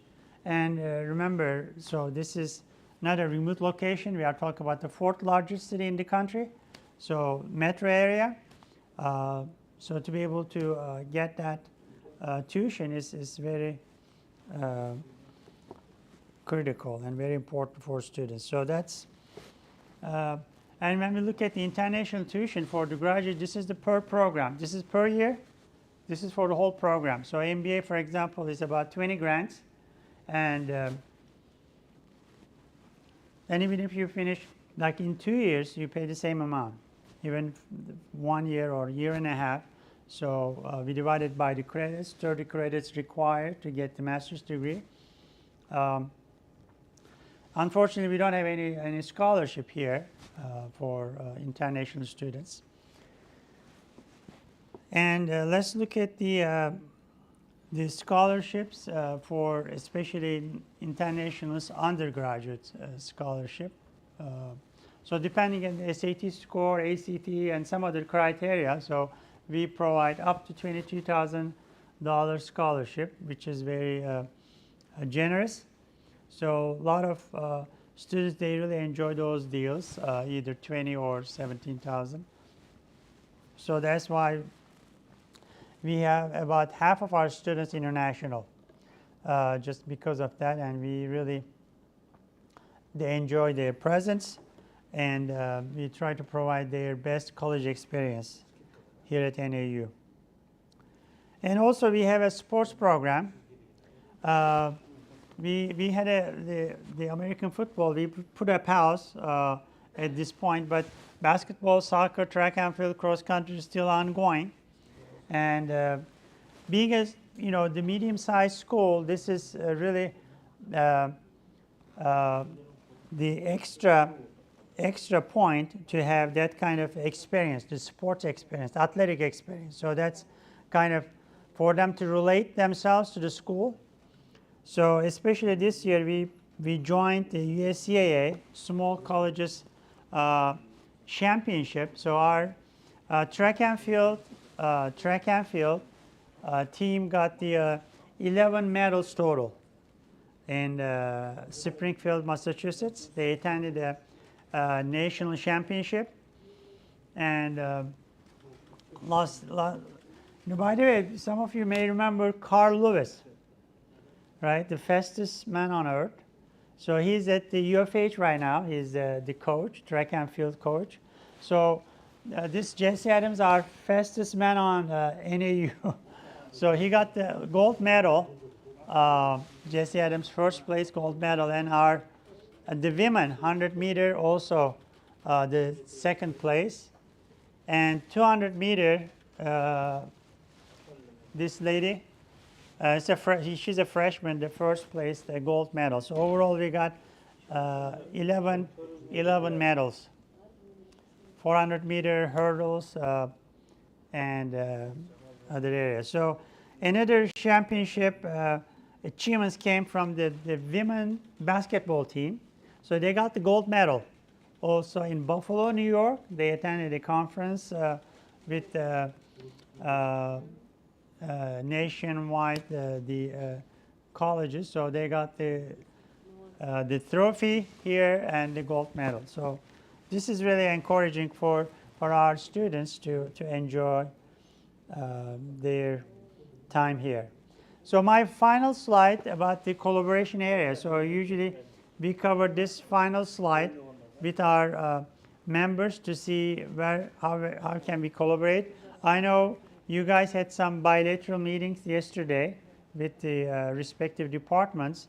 So some of them are like faculty mobilization, visiting faculty for research and teaching. So for example, from Kazakhstan, we have 5 Bolashak sponsor students. They were here for internship.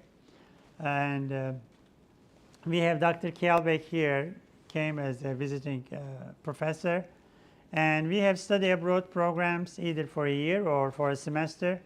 And dual diploma programs, as some of you mentioned. This is really the good opportunity for the students, 2+2. And also we do, Mr. Ali was doing like the college student leadership workshop. Similar to that, we have different perspective, like diplomats, for diaspora leaders, or for law also. Like we did some work with the Latin America to bring their prosecutors, judges, and the lawyers bring here, and they met with the legal system, U.S. legal system. So we worked in the past also different countries to kind of exchange ideas in that, kind of like the week-long leadership program, and also faculty professional development program. And right now we are having like the 5th annual conference. So far, we have more than 40 universities and 20 countries participated. So we hosted, more than 20 university presidents, rector or chancellors or vice chancellors. So that was quite interesting. We had a president's gala last year. We had about 6 or 7 university presidents. So this is really the dynamic, the kind of program that we kind of initiated like 5 years ago. Okay, so we promised to stay within 10 minutes.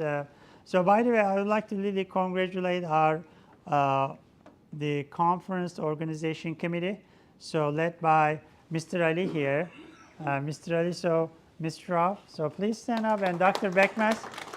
So I would like to thank for the committee with their help, dedicated, get this done with a short amount of time. And Dr. Tekalan is also kind of founder of this program because of his vast network in the globe to bring those individuals, especially upper level senior admins, to the campus. Okay, so I think I'm going to stop here, and then we will continue exchanging our international delegations. Thank you very much for listening.